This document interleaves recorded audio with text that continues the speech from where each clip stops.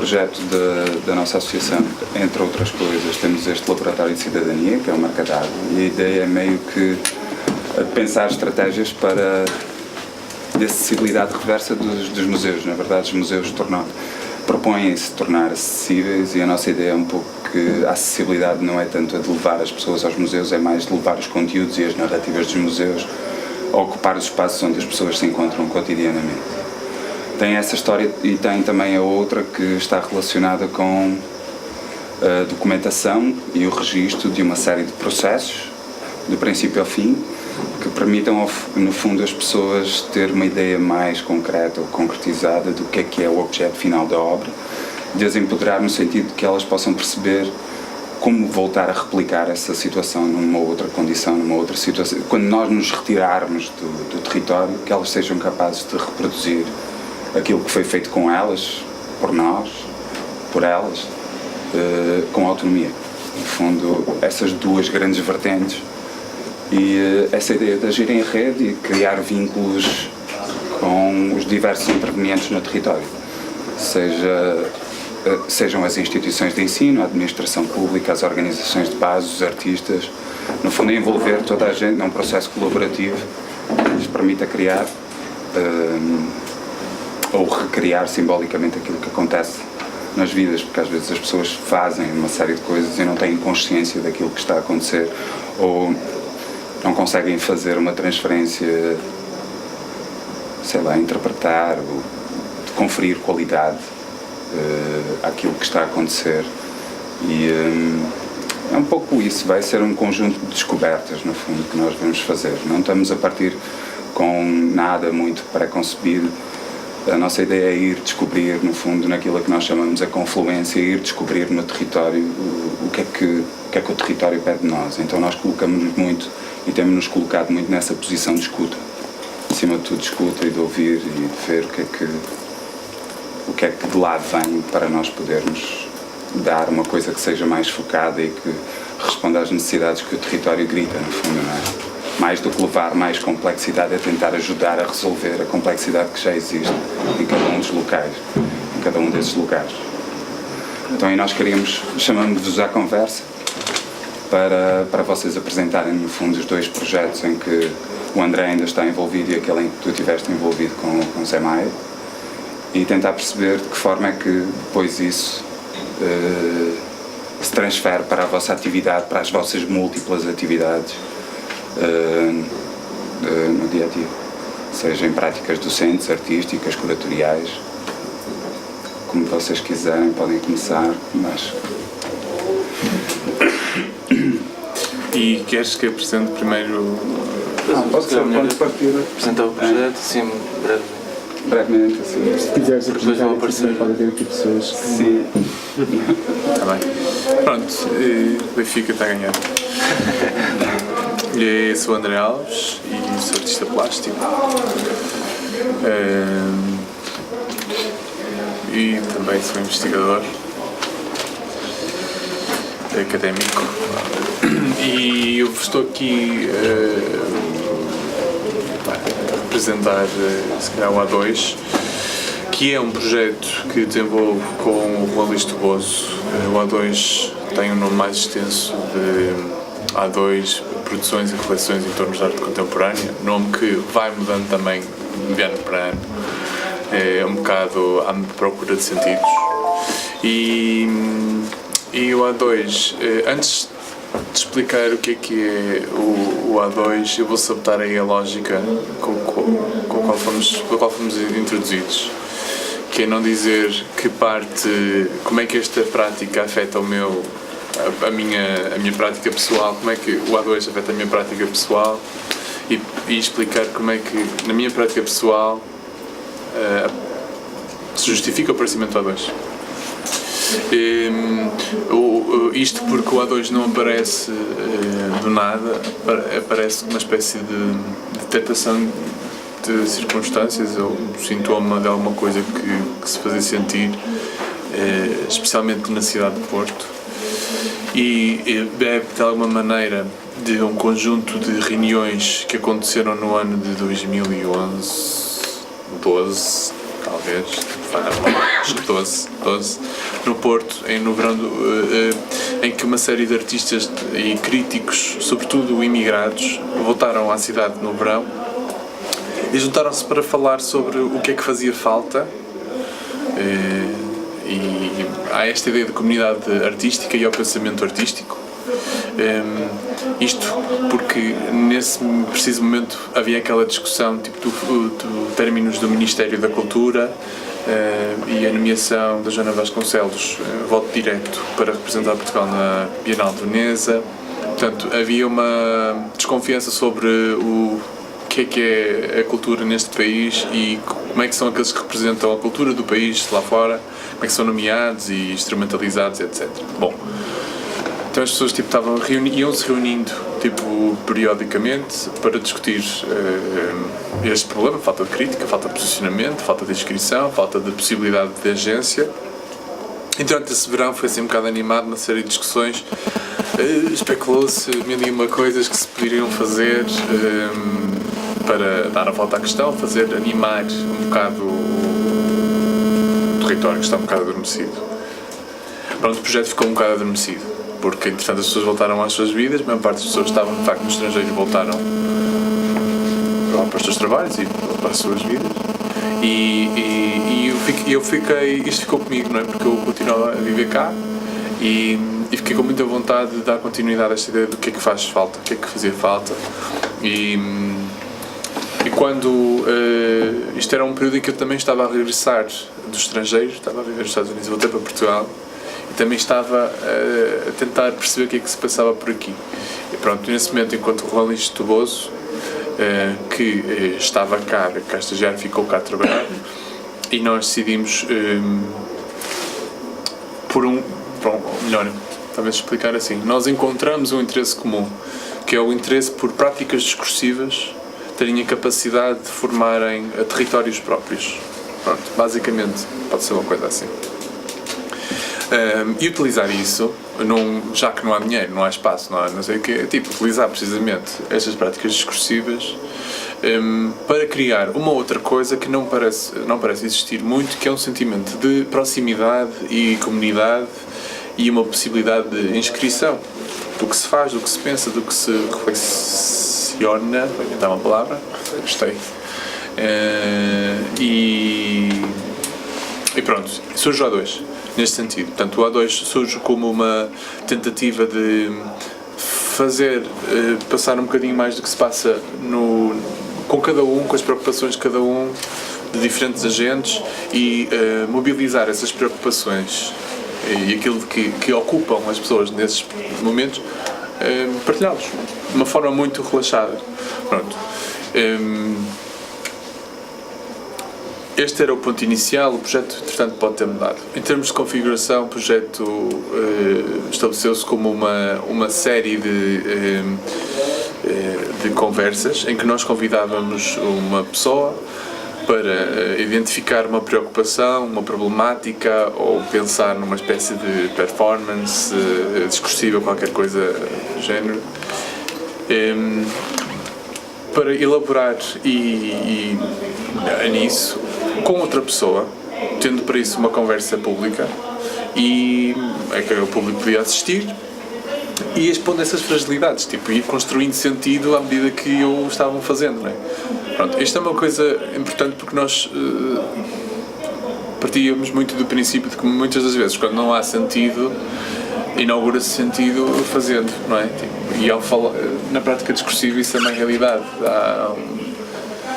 Há muito da formação de sentido que acontece apenas quando existe um momento em que ele se exerce na troca, porque precisa de interferência, precisa de ter desvios. Pronto. Portanto, a primeira dessas sessões, julgo que foi no ano de 2013, aconteceu como Aparecida, Casa Museu Guerra Junqueiro, e no ano seguinte, no ano passado, 2014, aconteceu nos mesmos modelos, mas com a introdução de um tópico para o ciclo inteiro chamado a proximidade e aproximação. frisar esta ideia de contacto, presença, inscrever, acho que é mesmo isso, inscrever o corpo, inscrever o facto de que a participação, pode ser um corpo necessariamente físico, mas a tua participação num determinado contexto, ou meramente pessoal, depois cada um entendia isto como queria. E aconteceu estas na Culturgesto do Porto, e pronto. Para este ano nós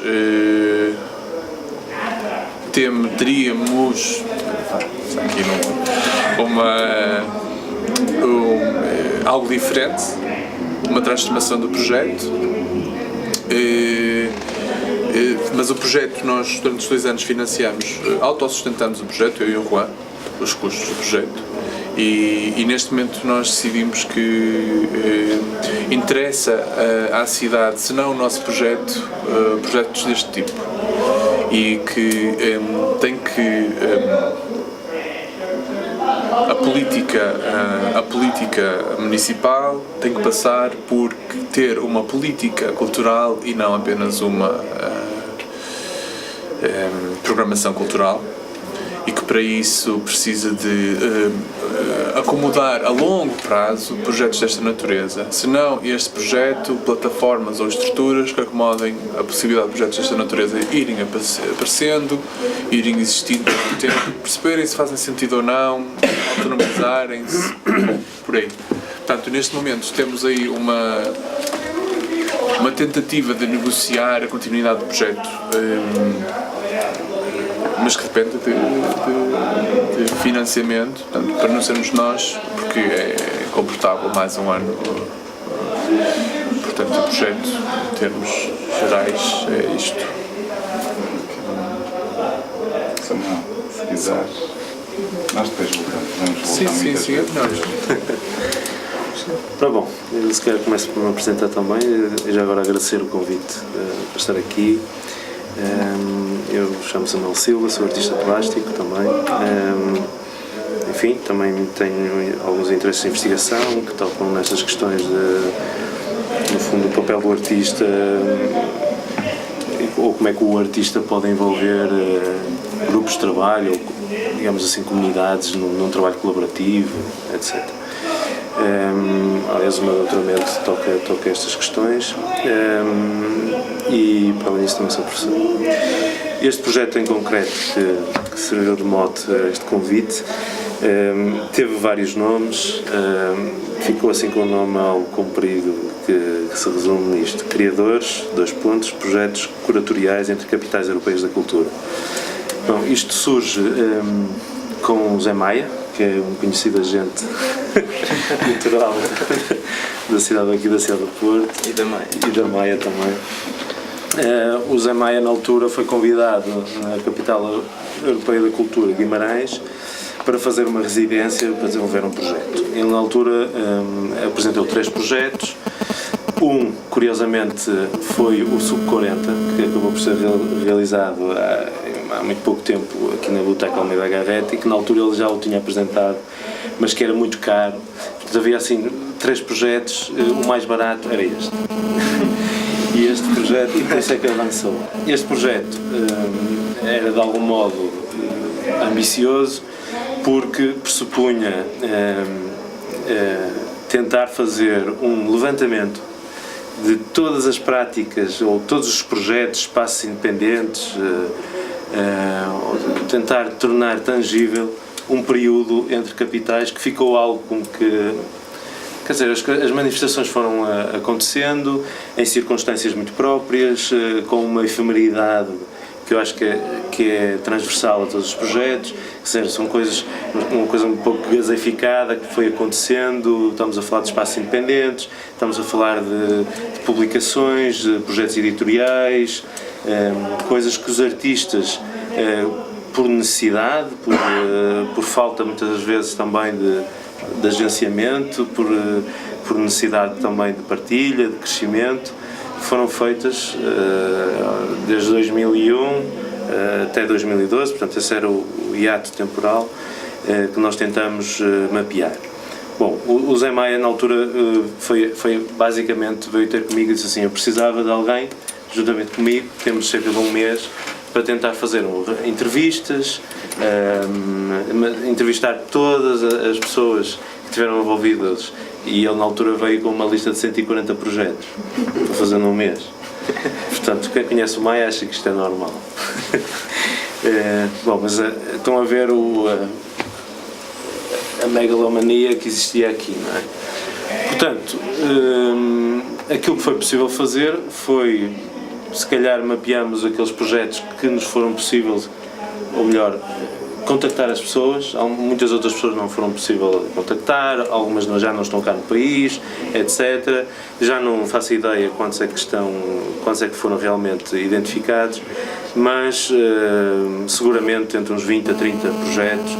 Estamos a falar de alguns exemplos: a Penthouse, a Loma Olímpico, Peças para a Semana, Mad Woman and Ethic, Petit Cabanon, XXS, 555, Caldeira 313 e por aí fora. Projetos de gerações mais antigas, de artistas mais jovens, como é o caso do André, também do Pé Direito. Enfim, tentámos chegar ao máximo de pessoas. Obviamente que todas estas pessoas eram pessoas ou que nós conhecíamos, portanto há aqui uma subjetividade enorme, não é? Portanto, os projetos foram mapeados, eram os projetos que o Zé Maia ou eu conhecíamos, que tínhamos participado ou que conhecíamos, falaram-nos da sua existência. Inicialmente era para ser só no Porto, depois a coisa começou a alargar-se num campo geográfico mais vasto, e até Viana do Castelo, Guimarães, Santo Tirso, Famalicão, com o festival do Iman, com o Alex. Bom, e basicamente montamos,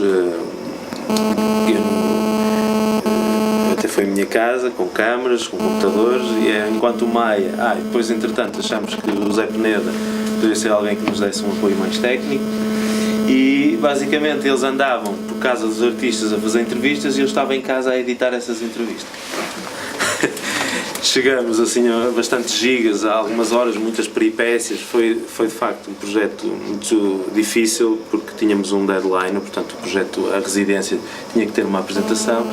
Depois percebemos que não íamos conseguir concluir tudo e que a coisa ia ficar numa espécie de ongoing process, e depois a coisa resvalou num blog que está disponível. Eu não sei se receberam essa informação. Um blog, fizemos uma coisa extremamente simples no Tumblr, onde colocamos online essas entrevistas que fizemos. Essas entrevistas seguiam um guião muito particular,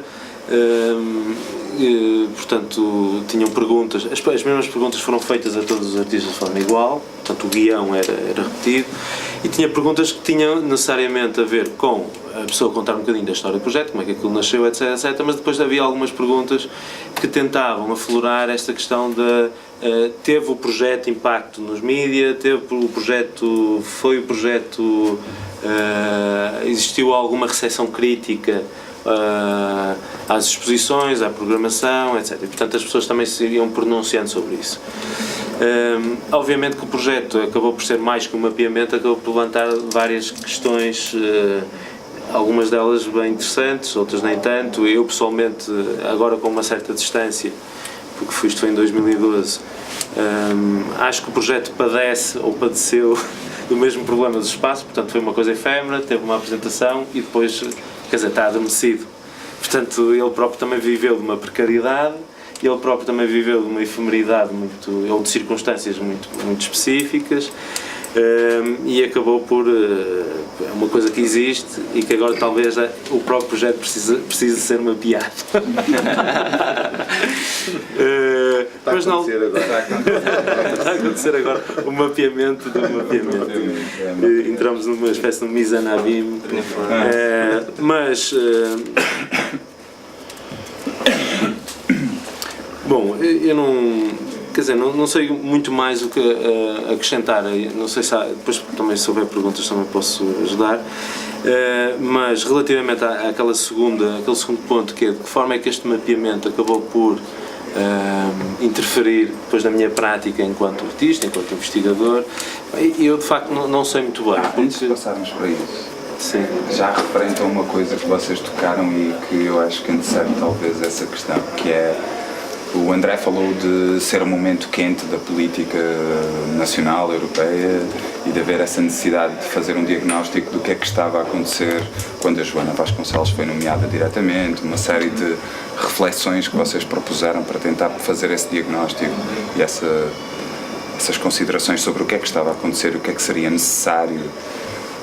E o mapeamento também se propunha, como tu disseste, a tentar perceber, e tu já tocaste aí num aspecto que é a ideia de o projeto ser um projeto e ter um tempo para acontecer. Sim. E depois mas repara que eu esqueci-me se calhar de sublinhar isto, que parece-me mais importante, que havia claramente uma intenção que era aproveitar o palco da Capital Europeia da Cultura, e vou pegar agora numa palavra que o André usou muito, que é a palavra inscrever. Portanto, a ideia foi dar conta, inscrever, atenção que as capitais existiram, mas existiram muitas outras coisas ao longo destes anos, feito sem financiamento, muito por dádiva dos artistas, que por solidariedade, enfim, cada um terá as suas razões, mas que é o que facto é que alimentaram todo um território ao longo destes anos. Portanto, foram eles, e estamos a falar de anos em que politicamente, aqui sobretudo no Porto, foram anos de grande secura, de grande desertificação, etc. Agora, como é óbvio, eu também tenho uma perspectiva muito pessoal sobre isso.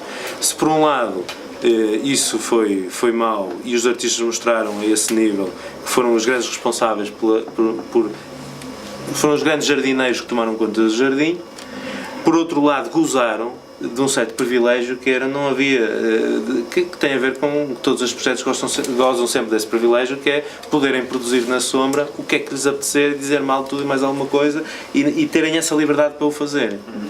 Portanto, este lado não institucionalizado, esse não agenciamento que acabou por haver, promoveu uma série de práticas e uma série de discursos que só foram possíveis, se calhar, porque não havia instituições ao barulho, digamos assim, e tornando isto assim muito claro. E isso pode-nos levar a uma reflexão ainda mais profunda, que é, se calhar só existiram uma série de, ou melhor, se hoje podemos falar de uma história da performance no Porto, ou de uma história da videoarte no Porto, ou uma história de outras linguagens, que elas próprias não são passíveis ou não são tão fáceis de serem colecionáveis, etc., só foram possíveis porque esses espaços permitiram isso, não é? Vemos o exemplo da sala, vemos o exemplo do pé direito, de muitos outros projetos que de algum modo garantiram uma continuidade e uma vitalidade de um determinado tipo de práticas, não é? E parece-me que isso é de realçar. Agora, contudo, este mapeamento teve claramente associado uma intenção crítica que foi, atenção, existiu aqui um trabalho que foi feito que não teve impacto, que não teve historiadores que se interessaram ou agentes que se interessaram por escrever sobre o que é que aconteceu, mas esta história existiu e é preciso torná-la visível e torná-la visitável, digamos assim. E a verdade é que o blog ainda está online e essas entrevistas têm sido usadas, e eu sei que têm sido usadas não, pelos próprios artistas, têm sido usadas em aulas, têm sido usadas em múltiplos contextos.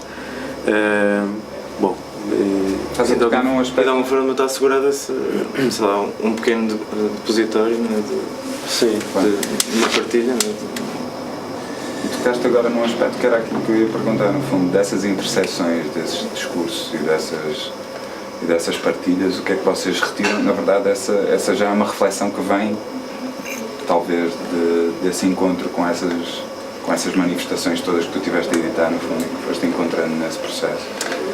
E era isso que eu ia perguntar também a vocês, talvez começando pelo André, que é o que é que tu viste e que nessas intersecções era mais ou menos comum à partilha que tu te foste encontrando de todas as opiniões, de todas as pessoas que foram chamadas por vocês, que fosse assim alguns traços comuns de percepção de território e do estado das coisas.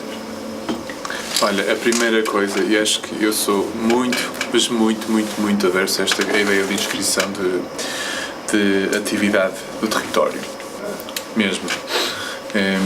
E embora eu esteja inevitavelmente nele e participe em montes de projetos que estão situados, tentar ser assim claro pode ser difícil,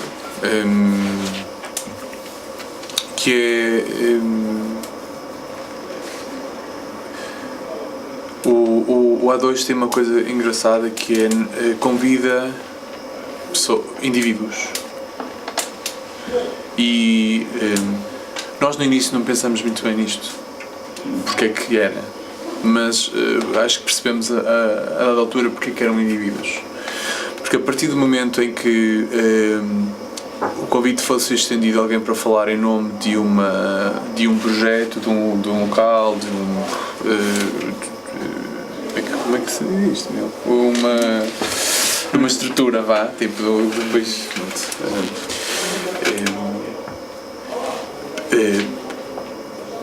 quando se convida só a pessoa, o artista, nesse sentido, ele já não precisa de falar do projeto, já não precisa de falar do projeto expositivo, do projeto não sei o quê. Ele fala daquilo que normalmente já não vem já não chega até nós, que é problemas que ele tem na prática, problemas que ele tem no pensamento, problemas que ele tem no privado, problemas que ele tem, pronto. E essa parte que é muito delicada e que para mim é super interessante, revela-se melhor precisamente por ter havido isto. Agora, muito pouca gente também falou da sua circunstância. Houve 2 ou 3, no grosso, 2 ou 3 que falaram disso. Falaram de problemas tipo da sua circunstância, problemas da circunstância da sua prática no presente.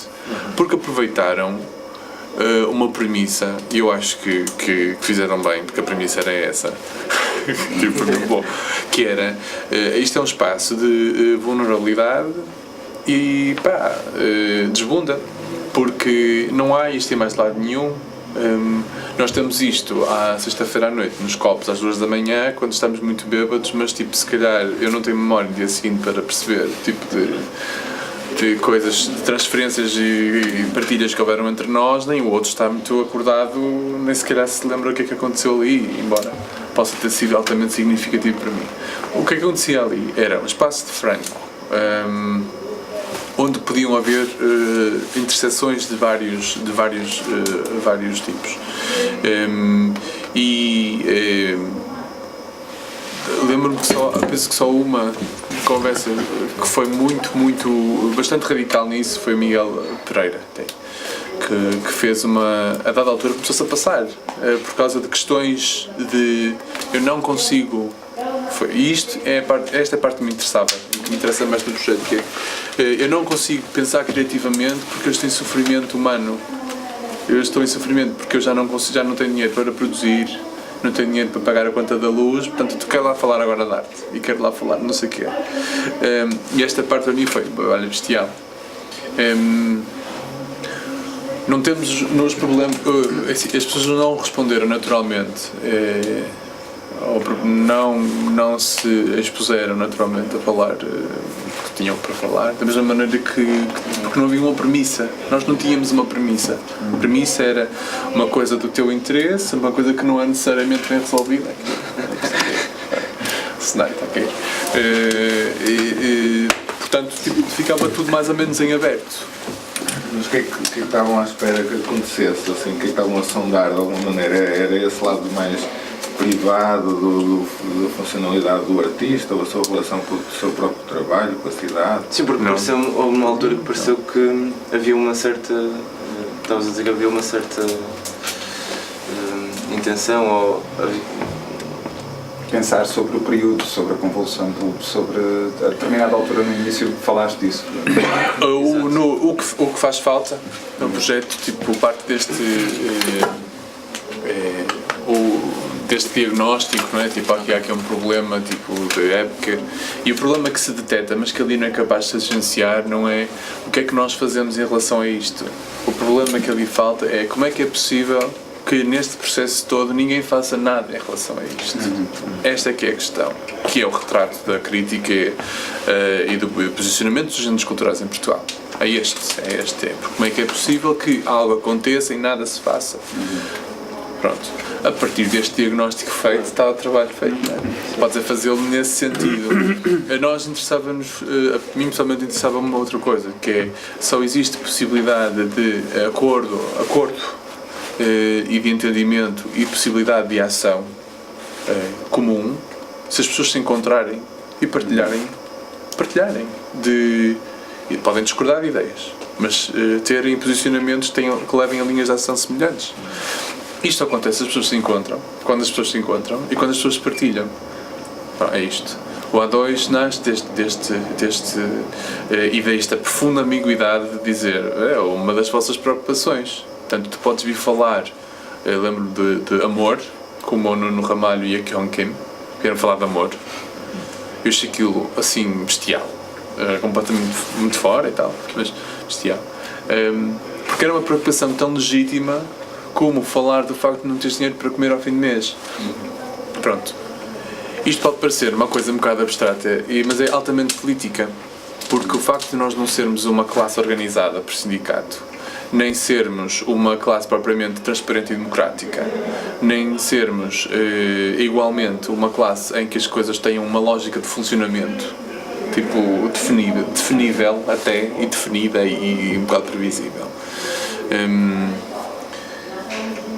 Sabemos que bem, e não querendo cair aqui num erro, que eu acho que é um erro de dizer que queremos uma vida boémia e que precisamos de uma boémia para criar, mas podemos olhar para a boémia como um bom exemplo, porque havia ali uma coisa comum, que é o encontro. As pessoas partilham-se e têm opiniões, trocam, não é? E isso cria uma movimentação, isso cria uma capacidade das coisas acontecerem. E este é no nosso diagnóstico um bocado, que é, sem que ir aqui num moralismo à la Bauman, não é? As pessoas estão desencontradas no mundo. Esta comunidade está desencontrada e muitas das vezes está desencontrada por privatização de interesses e definição territorial, não é? Também. Mas também porque talvez tenha perdido o hábito do encontro. Isto para mim é muito simples de ver como isto se espelha do género. Mas falamos tipo de. Porque é que eu acho que quando há dinheiro de museus e há dinheiro de instituições, não há necessariamente nada vai alterar. Não quer dizer que necessariamente que isto vai alterar a forma das pessoas se relacionarem, portanto, e viverem as suas vidas, etc. Esta dinâmica do encontro, quer dizer, se não houver uma ideia de comunidade artística, se não houver uma ideia de tipo de par, que é se calhar aquele maior especialista que existe e para quem tu verdadeiramente fazes, para além do teu próprio fazer, é para o par, não é? Mais do que, e esse é o teu primeiro público. Pronto, tipo, não faz para mim sentido pensar em mais nada. Não é? Tipo, a primeira coisa que tu pensas é a comunidade da agência, é a comunidade de pensamento, é a comunidade de afetos, não é? Tipo, que eu costumo pensar que nós estamos muito que um dos problemas de se perder a ideia de métier, de ofício na arte, não é? Tipo, o efeito da arte intelectual é precisamente esta destruição de uma ideia de comunidade que era necessariamente muito mais presente e que pode vir a trazer alguns benefícios para uma eficácia depois no tecido cultural e no tecido social, porque a verdade é que é muito raro um indivíduo sozinho conseguir de alguma maneira obter algum tipo de benefícios ou criar algum tipo de estrutura face a uma estrutura que é altamente criada para forças comuns e coletivos e grupos de pessoas, não é? E, portanto, um bocado dessa experiência e dessa consideração. Eu queria só aproveitar, bocado falaste de sindicatos e de formas de organização e umas que se auto-organizam e outras que são organizadas por nós. Essas que são organizadas por nós, que são experiências que já existem, os sindicatos dos artistas plásticos da Catalunha já têm 30 ou 40 anos, não sei, 20.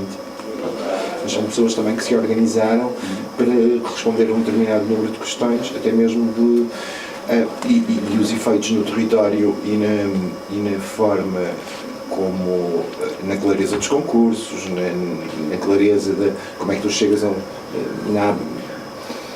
foram um conjunto de práticas que mudaram.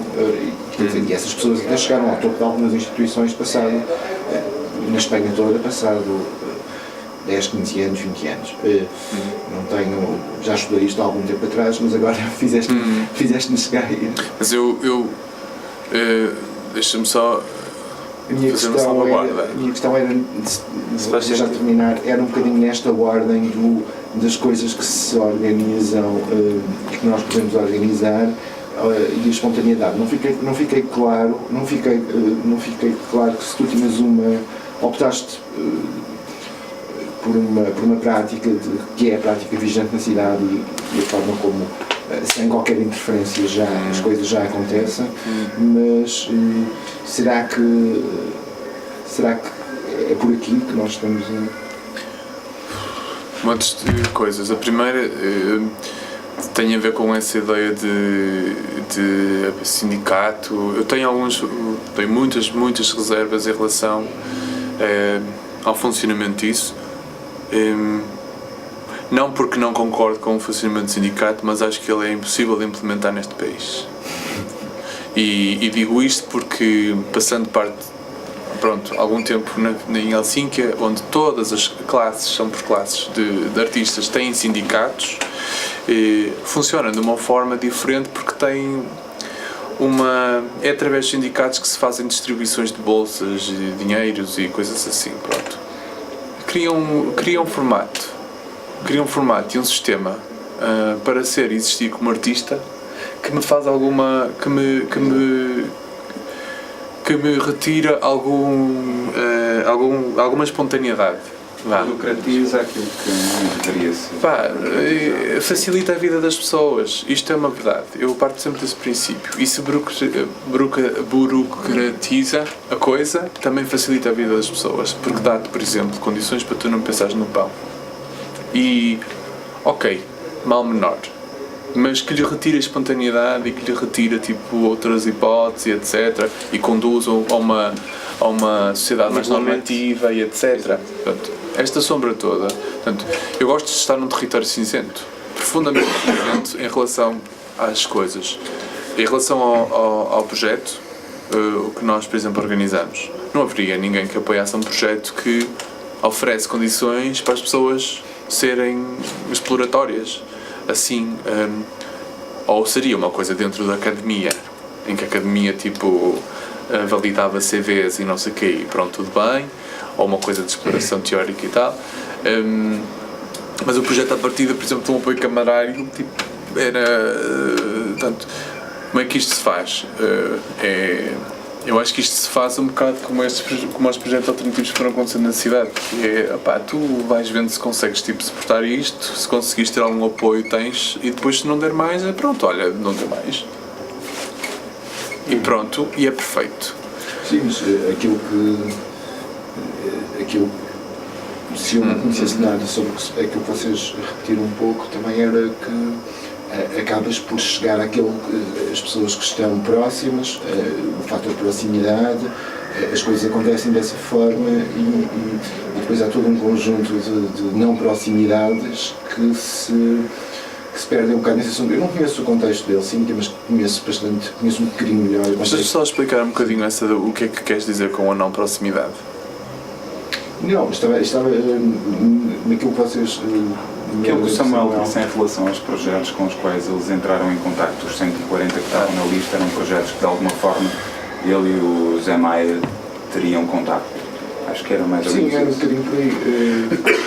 As proximidades que vêm por afinidade. Mas isso também, quer dizer, um arquivo, e sendo um projeto intencionalmente constituir um arquivo tem que ter eu não sei se é possível, seria possível termos esta ideia de conseguir abarcar tudo, porque a certa altura nós também éramos juízes, o que é que constitui em si um projeto com qualidade que merece ser mapeado, ou uma coisa feita por pessoas que até nem conhecemos, com qualidade esteticamente, estão a perceber? Portanto, isto podia entrar neste... E, portanto, em todo o caso, eu acho que um diretório é isso, aponta uma direção e tem alguém que aponta tem um desígnio, tem uma vontade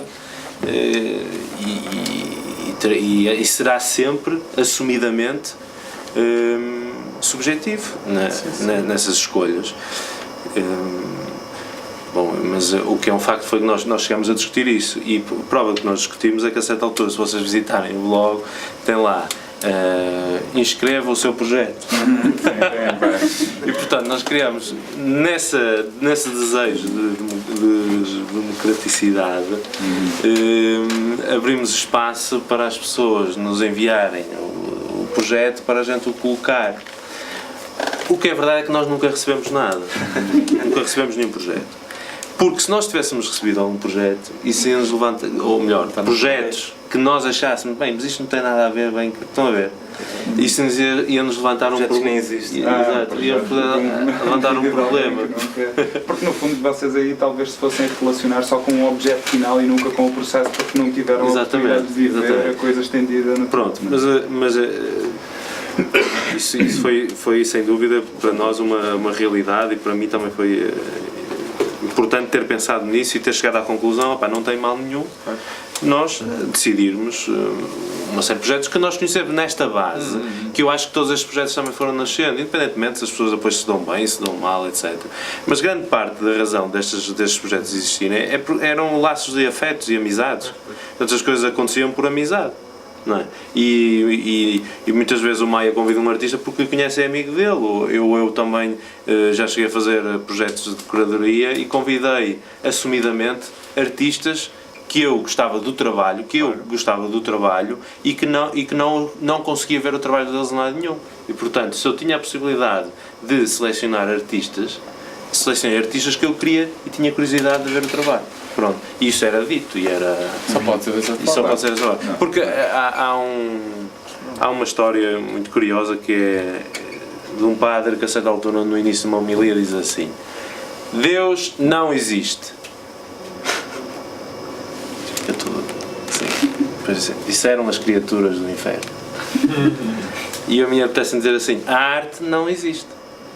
Existem artistas que são pessoas, têm uma vivência, que vivem num sítio, que compram coisas ali, que sofrem, que têm traumas, têm memórias, têm desejos, têm fetiches e, portanto, que têm as suas relações de amizade, e é exatamente esse contexto. E são pessoas que vivem neste mundo e traduzem esse mundo através de representações, não é? Sejam elas fotográficas e que criam. Agora, e muitas das vezes, e isto é curioso, o ser autor, nós associamos muito a ideia do autor ao criador que cria qualquer coisa nova, mas o que é um facto é que o autor, historicamente, se virem, por acaso é uma coisa que eu vi agora recentemente, que é o autor não é numa etimologia da palavra autor, que vai dar origem à autoridade, e vem de autoritas, e que depois, se formos mais lá atrás, vem de augere, e que depois vai para aumentar. Portanto, isto agora, eu não sei muito bem explicar isso, mas lá o tipo, que é um livro de Miguel Morgado, que é um professor de estudos políticos e não sei o quê, fez uma tese nos Estados Unidos, e que fala sobre a etimologia da palavra autor e que para refletir sobre a autoridade. E é muito curioso, ele chega à conclusão de que o autor é aquele que acrescenta qualquer coisa. Acrescenta qualquer coisa, não é? Nós estamos habituados a pensar o autor como a origem, o iniciador de qualquer coisa, não é? Mas não, o autor é alguém que cresce e que com o seu crescimento transborda e que faz os outros crescer. E o autor só é possível se o outro o reconhecer enquanto autoridade. E ele é uma autoridade para mim porque me ajuda a crescer. E portanto eu reconheço-lhe a autoridade. Portanto a autoridade não se impõe. A partir do momento em que eu, para afirmar um discurso, seja ele de que natureza for, se eu tiver que usar força e não o próprio discurso é em si evangelizador, digamos assim. Portanto, se a outra pessoa reconhece que esse discurso a faz crescer, é como quando lemos um livro, para mim, este senhor é uma autoridade. Porquê? Porque me ajudou a fazer perceber uma série de coisas. Portanto, eu reconheço a autoridade. Portanto, isto tudo para dizer que os autores também são, de algum modo, continuadores de uma tradição. Isso aí remete-me para... Ou seja, isso remete... Eu ia só puxar aqui a questão que o André levantou. Não, nem sei porque estava a falar disto, mas... E da relação... Estavas a falar de... Acho que se relacionava com essa questão de... Pá, de alguma forma eu vou relacionar aqui com esta questão da paridade que o André estava a buscar e da... Não, já sei, que tinha a ver com, sendo os artistas, alguém que está num contexto e que absorve desse contexto e quer acrescentar algo nesse sentido. Claro. Então, nessa lógica de acrescentar algo em relação a alguma coisa que já existe. Essa questão da paridade, a paridade no fundo, quando tu crias uma relação de paridade de compartimentalização em que tu estabeleces vínculos com quem está dentro do teu âmbito específico. Falava-se há pouco de haver sindicatos, dentro dos artistas havia sindicatos de performance, sindicatos de, não sei, sabes, tipo, paridade ainda mais, de âmbito ainda mais exclusivo. Essa troca parece-me talvez mais parasitária do que simbiótica, no sentido em que ela absorve, sabes? Absorve e dentro de si compartilha dentro de um núcleo fechado, dentro de uma redoma de gente que partilha os mesmos conceitos, ou o valor, o significado dos mesmos conceitos. E é engraçado tentar perceber tipo, até que ponto é que essa paridade pode ser um pouco mais transversal no sentido em que o significado dos conceitos num determinado grupo de pares podem transbordar para outros e ressignificar os conceitos que estão noutro grupo de pares e a coisa transformar-se um pouco mais heterogénea nesse sentimento de crescimento comum. E é meio isto que nós temos andado a tentar procurar. Até agora ainda não conseguimos transbordar da área da cultura. Todas as pessoas que têm estado presentes nas nossas conversas são da cultura, as pessoas que nós chamamos são da cultura. Ainda não conseguimos chamar gente das ciências ou gente e a princípio colocava-se como uma premissa, tipo, que a coisa fosse mais heterogénea do que a heterogeneidade que existe dentro do âmbito das artes. Ainda não conseguimos, para lá caminharemos, mas agora colocava-vos um pouco essa questão, se é desnecessário, como tu dizias, ou se não é tão importante, ou se é mais importante, porque a determinada altura, para mim, pelo menos, configura-se como talvez essa vida mais orgânica de que o Samuel estava a falar há pouco, não é? Essa vida do artista, que é mais do que o artista, é a pessoa que caminha às ruas, que vai comprar ali, que vai... do que essa coisa compartimentalizada em que nós fomos ficando nas últimas décadas, não é? Acho que isto não tem a ver com compartimento, tem a ver com a confusão com uma sociedade que é orientada para a recompensa. E a arte tem-se visto também assim nesta mistura toda de se ter visto como uma comodidade, a aliança ao mercado, a dominação do pensamento da arte dentro do mercado, como se ter confundido uma prática que se confunde com o estatuto dos objetos que produz. Pronto. Eu acho que esta pergunta que tu me fizeste é uma pergunta sobre a humanidade, que é que mundo é que tu queres construir? E para mim, eu quero um mundo menos ocupado, porque só quando tu estás menos ocupado é que tens a capacidade de te abrir para perceberes onde é que os outros estão. E eu costumo pensar, não numa tradução direta em relação à arte, mas pensar como é que os tipos das ciências, que é que os tipos das ciências são os tipos que se calhar não têm tanto interesse por isto, não é?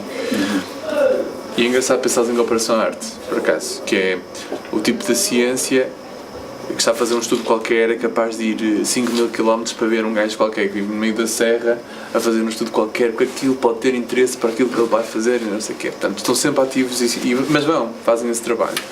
Um artista, se calhar, não vai 5.000 km ver gajos no topo da serra porque se calhar não precisa, porque... Ou se calhar vai. Ou se calhar vai. Mas isso é o gajo que eu... Isso é a humanidade que se pode construir. E eu penso como exemplo para isto aquela história dos protestos americanos no Vietnã. Quem fez os protestos no Vietnã foram os estudantes e que eram as pessoas que estavam mais desocupadas. E o protesto deles não foi só porque estão a ir americanos participar numa guerra completamente parva a ajudar um outro país a ser completamente parvo. Foi que quem estava a ir para a guerra era a classe que estava ocupada. Eram os jovens que eram os trabalhadores. Os jovens trabalhadores estavam a sair do país e estavam a ir para a guerra para serem mortos, ficarem mutilados e perderem força laboral. Portanto, e foi a capacidade dos estudantes saírem do seu estado, do seu estatuto, e perceberem o estatuto de um outro e fazerem dessa preocupação, que era mais importante que a deles naquele momento, que se calhar era as propinas e fumar drogas e fornicar, não é? E fazer dessa preocupação mais fundamental.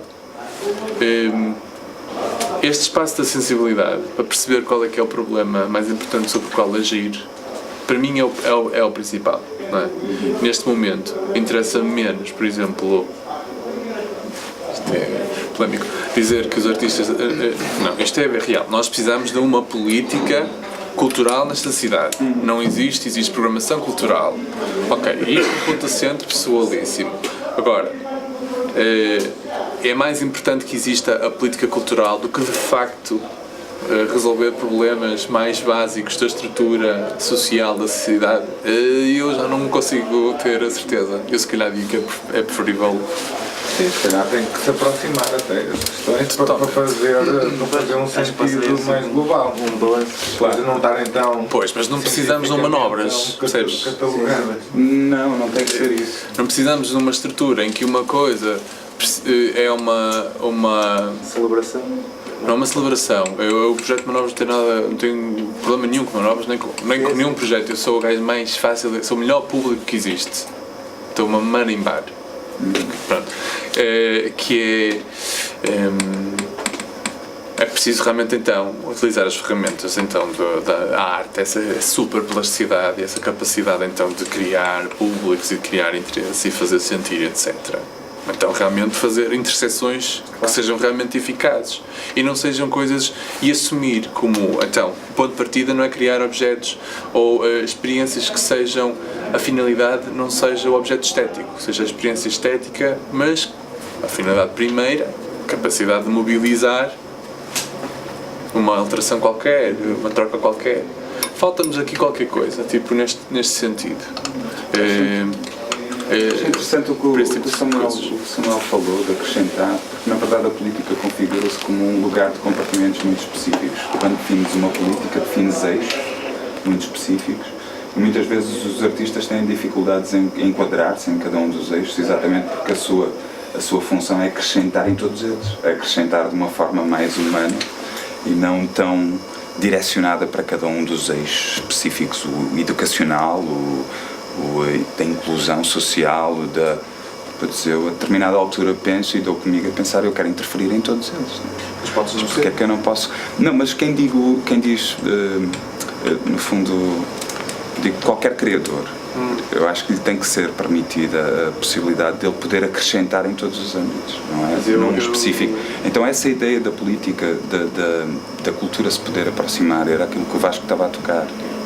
É isso, a ideia de nós, da interferência da cultura não ser uma interferência estruturante no sentido em que ela vai definir as políticas, ela vai acrescentar a cada uma das políticas um caráter simbólico, caráter de transformação, caráter poético, caráter que a política não tem, que a ciência talvez não tenha, e pode levar de uma forma um pouco mais transversal e mais holística, não é tão científico, não é tão laboratorial no sentido mais científico da coisa.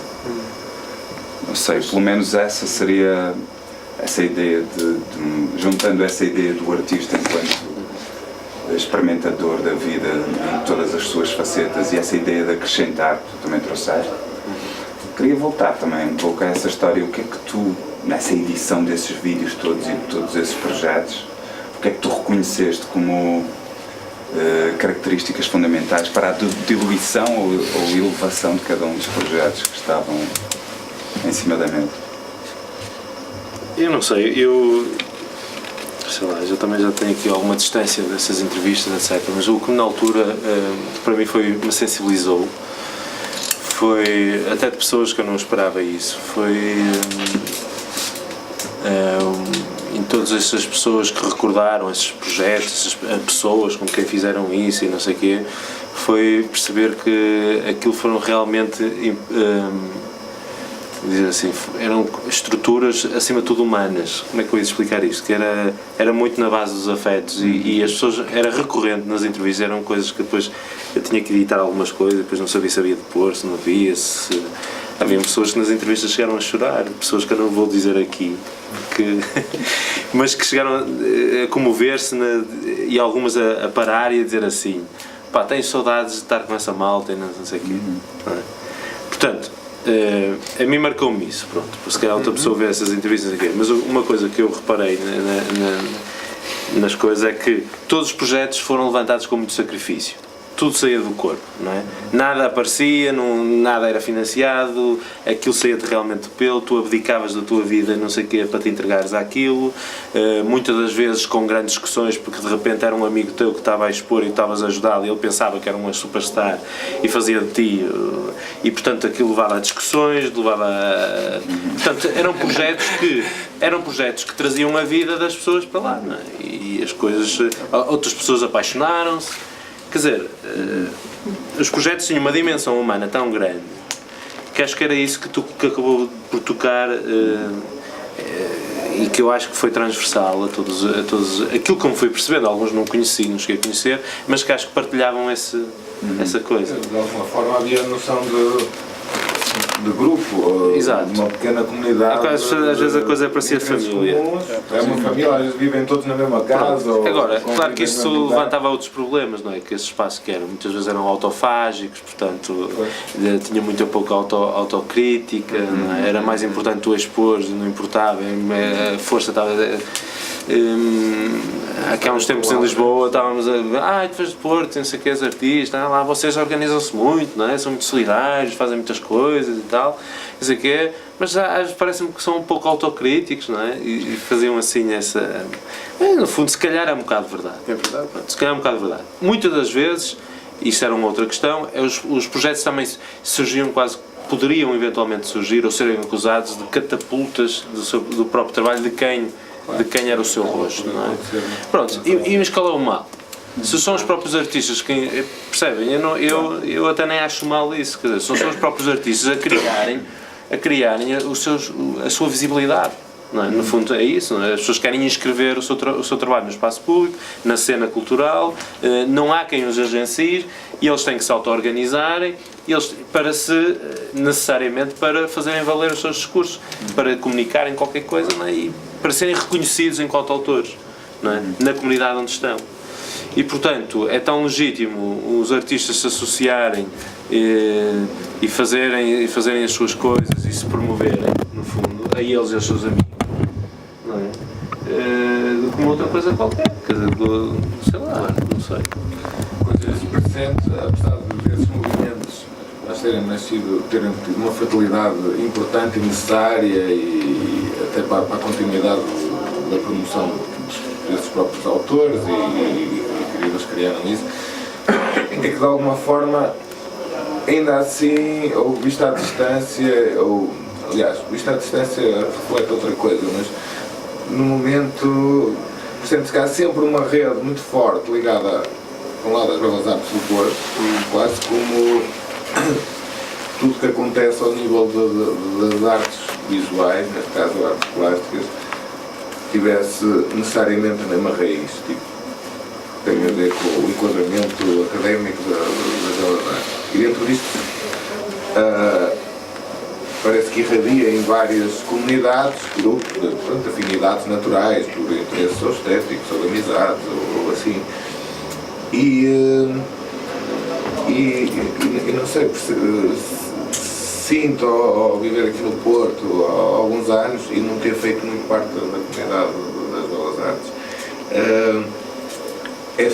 um pouco estas capelinhas, e até se calhar por uma falta de mais oferta do território, que, comparativamente com uma capital, está muito atrás em relação ao que é, por um lado, o mercado, que é a oportunidade de mostrar ou de exibir. Parece que existe uma competição mais reforçada e mais fechada também, que é um pouco estranho.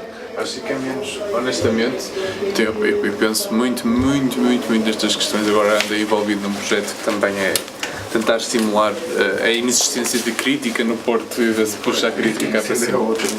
Mas eu acho que esse é o problema central, é que o problema é que às vezes que estas práticas incorrem é a falta de crítica, mas é porque ela não existe e também não têm que ser os artistas a fazê-la. Que normalmente artistas que escrevem sobre os outros.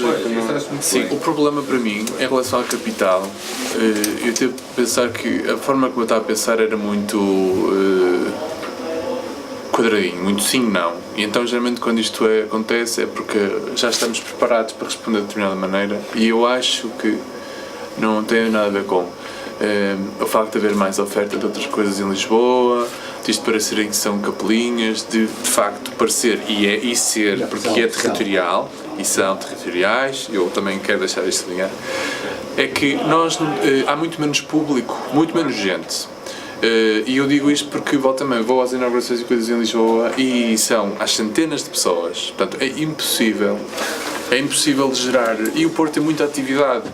Estavas a falar isto em torno das Belas Artes, mas o IPP e os tipos da multimédia que fazem cruzamentos com música andam ali todos mais ou menos também com coisas, pronto, são mais pequenas, são mais reduzidas, mas também têm isso. Só que não têm entrado tanto neste circuito porque também os públicos são menos expressivos para haverem cruzamentos maiores. O que eu acho que tem acontecido nos últimos 3 anos ou 4 aqui, eu desde que cheguei acho que sou assim o gajo mais neoclássico do mundo, barroco, vá, que é porque eu acho que tem havido cruzamentos inacreditáveis e o aumento de público disparou. E isto vai mudar muito a forma das coisas funcionarem, muito, radicalmente, sem falar do apoio das novas tecnologias e blá blá blá, tudo. Mas acho que isso vai nos permitir pensar esta diferença que existe, que existia nestes projetos que apareceram nessa década, desta nova década, e por comparação a Lisboa. E depois aí, quando nós fizemos essa comparação, vamos perceber, isto não é por causa do dinheiro nem por causa do mercado. Houve aqui qualquer coisa de diferente. E para mim tem mesmo que ver com o facto de há mais público, um público que é mais plástico, que é mais transversal, tanto hoje vai ao teatro como vai a ver uma performance que é ali na batalha. Não é? Tipo, isto para mim é real e começa-se e sente-se, não é? E vês um público muito mais jovem, muito mais novo. Eu lembro-me de muitas exposições éramos pouquíssimos a ver, mas um público novo, tipo secundário, não sei o quê, tipo a ter muito mais.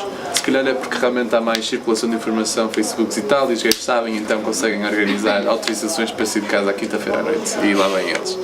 Mas a verdade é que isso vai mudar coisas. Também se calhar mais estrutura de experimentação faz com que comece a haver mais cruzamento de linguagem. Pronto.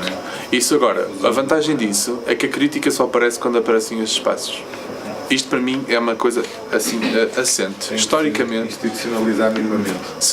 Quando é fora de estruturas que promovem isso, tipo, promovem isso, tipo, que definem tipo a academia ou o instituto, ou que façam disso uma observação rigorosa e num sentido, é porque vai haver fusão e alguém vai dizer que vai começar a querer escrever sobre isso. Tipo, não, mas normalmente porquê? Porque também quem escreve também gosta de escrever sobre coisas que tenham muito impacto.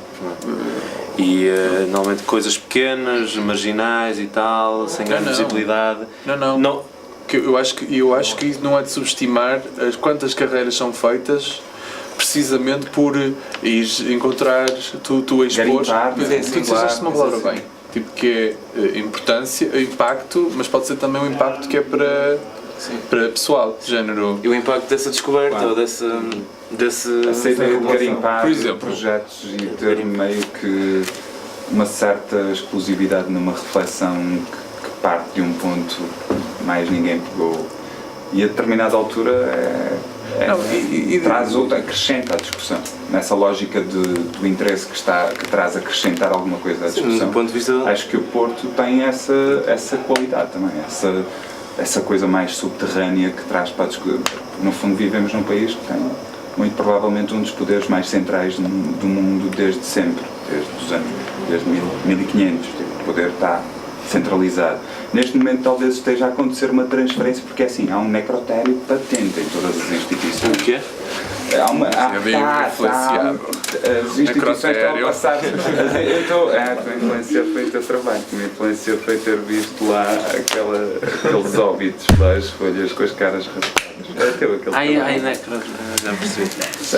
As instituições estão em falência técnica, sabes? Tipo, as instituições, no fundo, está patente que a coisa não está a funcionar, tipo, está a espirrar e está a gritar em todos os meios de comunicação que não está a funcionar, não vai funcionar. E essas formas de organização, no fundo, virtuais, podem estar em fase de transferência para o mundo real e de trazerem as qualidades que têm no mundo virtual para o mundo real e substituírem-se àquilo que está neste momento a ser, no Brasil, em Portugal, na Grécia, em todo lado. No fundo, há esse grito meio em uníssono de que as instituições, da forma como estão organizadas, dessa forma burocrática que não resolve nem deixa resolver com agilidade e com eficácia, que é uma máquina que absorve muita energia e dá muito pouco em troca. Do ponto de vista industrial, isto seria absolutamente impossível de continuar para a frente. Só as instituições e o poder conseguiu perpetuar-se numa lógica de consumo energético que não justifica aquilo que deita para fora. Então, nesse momento, eu acho que essa transferência, e talvez esteja a acontecer, no fundo, essa substituição. Eu queria manter um bocadinho a conversa também na crítica no Porto. Agora lembrei-me de um núcleo que se reuniu sobre o nome Nortada e que está a publicar que está a tentar publicar algumas coisas. Eu penso que não é exclusivamente para crítica, ou eles não se revêem. Agora eu estou envolvido nesse grupo, por isso posso escrever um bocadinho mais disso. Mas é muito simples, parte de um sintoma de que, apesar de haver muita prática que tenta se inscrever por legitimidade de trabalho ao longo dos anos no Porto, não há atenção dada às práticas que ocorrem neste território. E nós dizemos Porto porque é para fazer, sei lá, olha, nisto do Games of Thrones é o reino mais próximo do centro, não é? Mas é Porto Guimarães, tipo, o que é Porto, Guimarães, Braga, whatever, o norte e o resto do país parece um deserto cultural em relação a Lisboa. Não há reação crítica, não há reação crítica ao deserto cultural, não. Não é um deserto cultural, é um deserto no sentido, tipo, é-nos dada a impressão de que é um deserto cultural fora do resto do país, porque de facto não tens uma atenção daquilo que são as vozes, tipo, nos circuitos normais de jornal e etc., daquilo que realmente tem valor, daquilo que tem porque as coisas não existem porque alguém escreveu no jornal. As coisas não. E cada existem, vez menos são coisas independentes. Cada vez menos, eu puxei a Nortada só porque eu já agora termino, que é para depois continuar, porque é um espaço fechado, ou seja, apresenta-se como um espaço de discussão, por acaso não se apresenta como um espaço de discussão, porque agora não me lembro exatamente dos termos como é que se apresenta, mas sei que tem um mural fechado, ou seja, se eu quiser partilhar alguma coisa para aquele grupo, se houvesse uma vontade de diálogo, eu estava à espera que me permitissem dialogar, não é? Qualquer pessoa. Isso é uma ferramenta. Não, mas eu posso dizer isto porque isto é assim. Olha, aquilo está-se a configurar. E eu parto de um princípio que para mim, olha, é ótimo, é do princípio que eu descrevo esta citação grega, que é estes otários, estes novos ministros e presidente grego, que estavam arrojados e corajosos, etc., a preparar uma alternativa, tiveram um problema, que foram para casa e disseram, depois da primeira reunião com a Comissão Europeia, foi uma vitória, quando aquilo foi um desastre. Portanto, e falhou-nos, tipo, a sinceridade e a honestidade, que era aquilo que era a única coisa que falta para escrever realmente alguma coisa de nova na política, que são estas dinâmicas que não existem. E eu penso que é assim que se tem que começar este projeto, que é, este projeto não faz a menor ideia do que é. Eu sou um dos 5 colaboradores tipo, que iniciam isto e ele está-se a definir. O meu medo do projeto, a começar, e é uma coisa discutida ali e que espero que se faça notar um bocado, é que ele se feche em vez de se abrir. Porque ele não é necessariamente um projeto para ser um projeto de crítica. Tipo, não, o pessoal não se vai pôr ali tipo, a ser crítica. Eu tenho alguns projetos de encomenda de crítica, faço crítica, pronto, escrevo, pronto, tudo bem. Podia estar ali perfeitamente quase como, olha, pronto, legitimamente. Eu tenho muita dificuldade para já para perceber o que é aquilo. Agora, e tenho colocado algumas posições até em relação a determinados tipos de posições que ele já está a tomar. Uma delas que me interessa é ter uma espécie, ter uma crónica que se chama qualquer coisa como aquilo que eu vi e que tu não viste porque tu não estavas lá. E que ou há de ser uma visita ao teu ateliê, ou à tua casa, ou uma conversa que tu tiveste, ou uma exposição em que eu fui e estavam 2 pessoas e fala um bocado disso. Pronto. E o sentido para mim desta experiência é resgatar as coisas um bocado em visibilidade. Elas aconteceram, eu estou como tu, então às vezes quanto menos gente, ótimas coisas acontecem, existem. Mas existe um outro trabalho que é de resgatar as coisas à visibilidade, porque o meu problema é este, é que enquanto X coisas ficam na invisibilidade, outras ficam na visibilidade, e é isto que me incomoda, é de que algumas coisas ficam na visibilidade por preguiça. Portanto, o que fica no visível pode não ser necessariamente aquilo que é. Eu não vou usar a palavra bom, porque isto irrita-me. A qualidade é uma coisa que me irrita. Tipo, porque é que existem... É quase casual, tipo, porque se deu atenção àquele e se deu atenção ao outro. A arte em Portugal, se nós olharmos para os jornais, para os periódicos e a crítica feita em Portugal, sabes que há 3 tipos de arte portuguesa, arte plástica portuguesa. Uma que é a genealogia Francisco Tropa, Guzmão, Multa Paradiga... Não é Francisco Tropa, Pedro Moreira. Sim, alunos de António Arroio, de uma ideia muito específica. Mas deixa-me só dizer uma coisa que estavas a dizer, que é, a mim assusta-me, por exemplo, a crítica que é usada. O trabalho da crítica não é revelar, não é informar que a coisa existe, não é... O trabalho da crítica, espero eu, seja refletir, ou melhor, fundar um espaço de reflexão que permita injetar novos sentidos, novos valores, novas leituras às coisas. O trabalho da crítica não é divulgar. Claro. Esse título até parece que é. A coisa que eu vi que tu não viste porque não estavas lá, parece que é isso. Não, mas eu discordo. Eu vou escrever para te fazer sentir que perdeste uma coisa. Uma coisa existe, não sei o quê. Isto é uma provocação. Mas muita da crítica que nós vamos assistir no público, da pouca, do Marmeleira e não sei o que mais, tu lês aquilo. Por exemplo, agora saiu no Y, à sexta-feira vais à parte do artes e tem lá. Desta vez era uma exposição de desenho que o Nuno Faria está a organizar. E aquilo para mim, aquilo é divulgação, é publicidade, é uma exposição, não é mais nada, não me acrescentou nada. O terreno da crítica é tão pouco... Porque depois os críticos estão comprometidos... Nos jornais, por exemplo, ao público é dos poucos que ainda tem uma crónica semanal à volta acerca das artes plásticas. Então é tão restrito isto que... Sim, é quase como tu dizes, isto passa a ser uma encomenda, tipo, quem tiver um pouco mais bem relacionado com estes críticos do jornal tem mais depressa acesso a essa visitação e essa visibilidade. Sim, são processos transversais. E nem sequer há espaço para se pensar em crítica negativa, ou mais crítica real. Eu não penso na crítica assim, deixa-me só esclarecer isso, porque eu não penso na crítica... Não, eu acho que é como a literatura, não? Há gamas de expressão diferentes e há crítica que tem um pendor mais jornalístico. Mas eu não... Eu penso que a crítica não tem que escrever sobre a obra de arte que vai ver. A crítica tem que usar a obra de arte para escrever sobre aquilo que a obra de arte onde a obra de arte lhe leva. Mesmo, isto é uma coisa que, que eu aprendi com um guru da crítica. Mas que ele, quando disse isto, eu senti que aquilo era a coisa mais verdadeira. E ele dizia uma coisa diferente. Ele dizia, que já não se cansava a escrever, isto é ironia, crítica sobre coisas que não gostava, porque havia demasiadas coisas boas do mundo que ele gostava, que ele queria, que lhe faziam tipo pensar noutras cenas e ele depois queria navegar. O que há é uma comunidade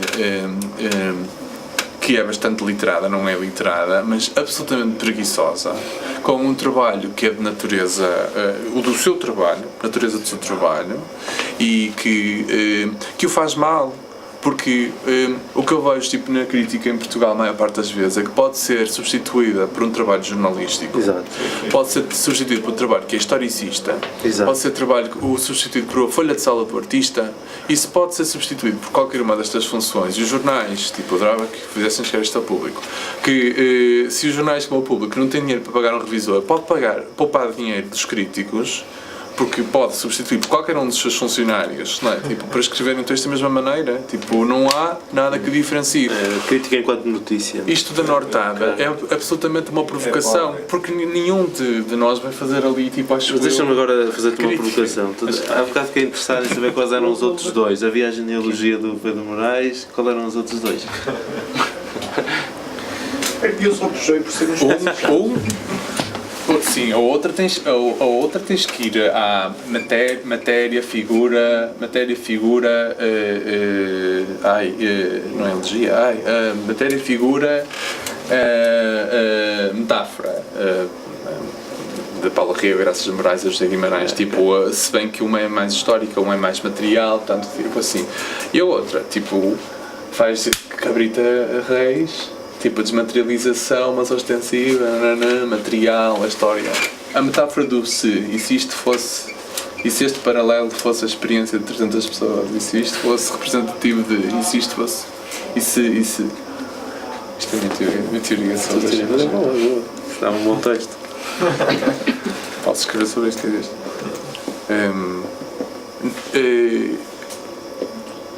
A mim, pessoalmente, o que me preocupa é aquilo que tu dizias que o artista às vezes é artista das 9h15 às 9h45, depois a seguir vem outra coisa que ele vai ser, que é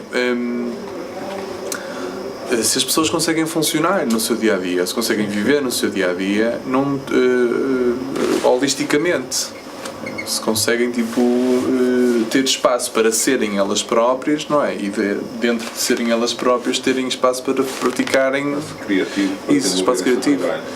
Porque nem todos são neuróticos, a verdade é isso, é que tu, para seres tipo ausente dos problemas da tua vida e fazeres arte durante 10 horas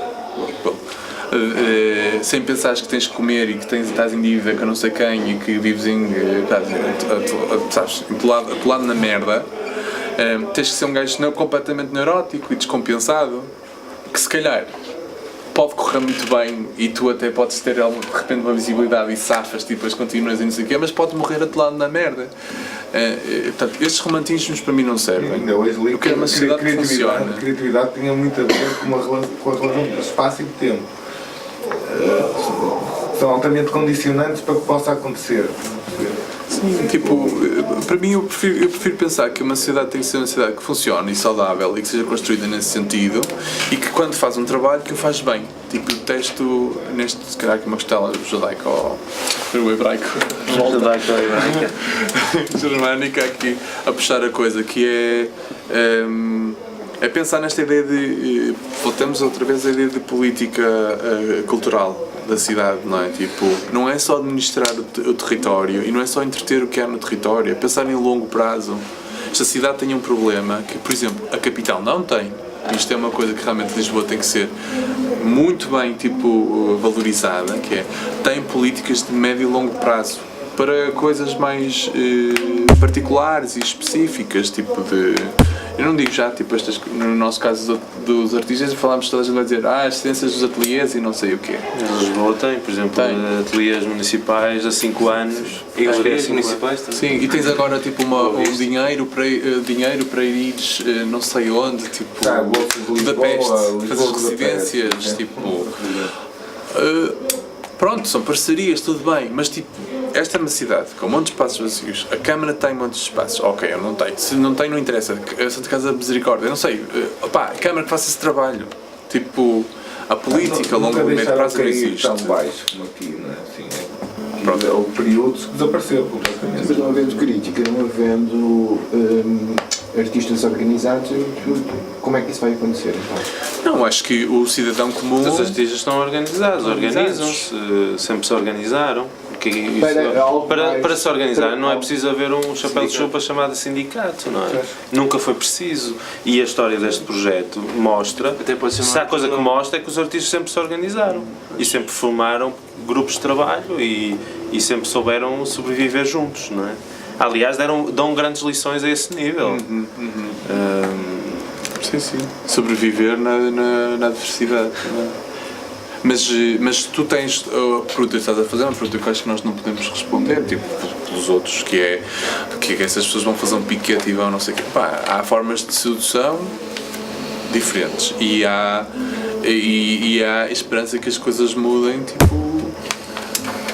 Eu não sei, tipo, estamos aqui depois de um grande período de deserto, pronto, cultural por parte da administração, não é? Uma tentativa de mudar isso, ok, tudo bem, tipo, deixa tempo, não é? Não é... Mas há outra coisa aqui, mas se trouxermos isto para a metáfora do jardim, uma chuva torrencial não rega, não é? Não, destrói. Não. Portanto, nós temos aqui agora, com esta nova política de... Não sei qual é o impacto que isto vai ter, não é? Estamos há cerca de 1 ano e pouco nisto. Mas o que é verdade é que se nota claramente uma torrente voraz de programação, de acontecimentos. Não sei se para entreter, a mim interessa-me pensar o que é que isto está a gerar em termos de qualidade de recepção. Não é? Eu tenho a sensação que estou sempre a perder qualquer coisa, não é? Sim. E, portanto, eu não posso dizer que não estão a acontecer coisas, estão a acontecer coisas. Mas quero também perceber, e ter uma certa distância disso, perceber se aquilo que está a acontecer tem qualidade e se de facto essa recepção, se essa programação efetivamente faz crescer a comunidade a qual se dirige. Percebes? Pelo menos parece-me que há uma tentativa de abrir e de cruzar. Não, como se diz? Espalhar estes poderes de não ser apenas uma centralização que controla uma programação cultural, quer dizer, parte de uma Câmara, okay, de alguma centralidade, mas depois começa a haver cada vez mais pequenas estruturas, médias estruturas, se calhar só no fim de algum tempo é que vão começar a perceber que realmente talvez precisem mais de umas políticas mais de médio prazo e mais bem fundidas, mas para já é uma espécie de abrir uma barragem, né, que estava a necessitar. Mas repara que essa programação, isto pegando ainda com o André estava a dizer, são coisas para acontecerem efêmeras e, portanto, não existe verdadeiramente uma política que pense, por exemplo, temos ou não um problema de... os artistas que existem, sejam da Escola de Porto, sejam outros níveis, sejam autoridades, não sei, por exemplo, ao nível dos ateliês e não sei o que mais. E não vi nada, por exemplo, que eu acho que isso seria verdadeiramente uma medida revolucionária, era, por exemplo, haver uma política de género. Não sei se gratuito ou com uma contrapartida qualquer, não sei, mas, por exemplo, fixar criadores no Porto. Fixar. E como é que se fixa isso? É dar-lhes as condições. A partir do momento que tens as pessoas, tu não precisas programar, elas produzem. Percebes? E portanto, isto realmente é trabalhar, é pensar território cultural a um outro nível, que não é apenas, olha, agora este fogo de artifício, agora um foguete para ali, agora não sei o que mais. Ao mesmo tempo que existe esta torrente, eu tenho todos os meus colegas a ir para Lisboa. E não só ir para Lisboa, ir para o país. E vemos, quer dizer, começa aqui e nunca mais acaba. Amigos que eu conheço que estavam no Porto, foram para Lisboa, e agora alguns já nem estão em Lisboa, mas que só em Lisboa é que conseguiram. Por exemplo, o Nuno Henrique, para mim, é um exemplo muito claro disso. Era um tipo que estava aqui connosco e que de repente teve que ir para Lisboa porque não conseguia fazer nada aqui. Em Lisboa começou a fazer uns projetos, encontrou espaço e agora já está em Nova Iorque. Isso é para dar apenas assim um exemplo muito imediato. Mas a verdade é que todos nós temos gente, amigos, que acabam a faculdade e que têm dificuldades, como é óbvio. Não é? Como é óbvio, tem dificuldades em começar a alugar um ateliê, a começar a produzir o seu trabalho, etc, etc. Já não estou a falar se depois tem espaço para mostrar, porque eu acho que isso acontece. Quanto mais não seja, produzir, pelo menos, ter um lugar para habitar e estar, inserir-se, relacionar-se com uma associação, seja o Praça da Alegria, seja outra coisa, coisas assim. Eu acredito que a mudança é feita assim, é dar espaço para as pessoas estarem cá e a cidade pensar nos que estão cá e não estar só virada para fora, para o turista que vem, chamar públicos de fora da cidade para cá, é pensar quem está cá também. Mas acho que requer uma experiência mais profunda de quem está nesses lugares de poder e mexer com a cultura, mais ou menos. Se realmente toca no chão ou não, ou se está só mais ou menos justificar o seu mais trabalho. experiente do que quem temos no cargo, que tem tipo 20 anos de contacto aproximado com a realidade nacional e internacional, tipo cara a cara. Mas se calhar muito ao nível, se calhar um pouco. Então, mas depois ele delega, imagina, há outras estruturas da cidade, lá, associações, não sei o quê, que devem. Isso deve ser descentralizado também, essa ação, não é? Essa política deve ser depois, em termos práticos, não é? Também dirigida por essas estruturas que se vão criando. Seja de artistas, seja do que for. Eu, por exemplo, que conheço em Portugal, seria agora, fundamental. Ele tem esse. Ele está nesse nível porque tem essa. Deve ter essa posição mesmo de tomar de criar essas políticas, não é? O André está dizendo de distribuir. Que caracteriza o nosso projeto, essa intenção de ir ocupar os espaços como o Círculo Católico, como a Praça da Alegria, assim. Se nós quiséssemos transferir isto para uma escala um pouco maior, seria o papel que a Câmara deveria desempenhar com. Sim. A Câmara, isto que o Samuel está a dizer aqui, é o mesmo ponto que o A2 está neste momento. A sair, mais do que tornar os passos do Conselho acessíveis, devia retirar-se daquele lugar e vir ouvir quem tem o conhecimento de base. Já repara que a exposição que está lá, ele já pegou em jovens, mas isso é um bom sinal.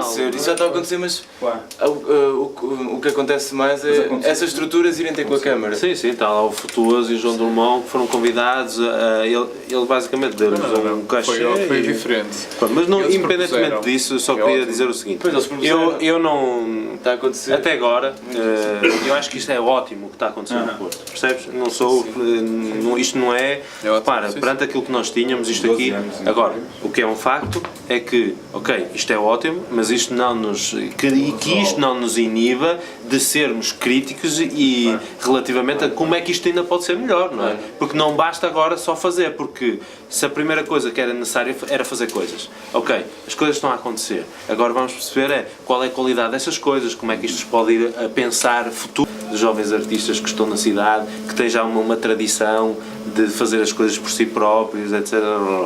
Não é? Eu que só queria andar um bocadinho para trás, porque fiquei a pensar na minha intervenção há pouco e estava a pensar um bocado Não é da Benfica. Eu falava de necessidade de organização e até puxei esse tema do sindicato, é um tema que já não me lembrava há muito tempo e ouvi falar aqui e que está transparado. Mas no fundo,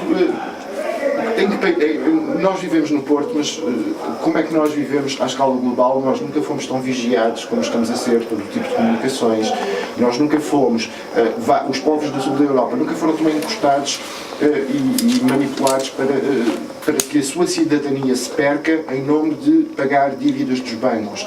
Os bancos foram desde sempre os principais financiadores da arte.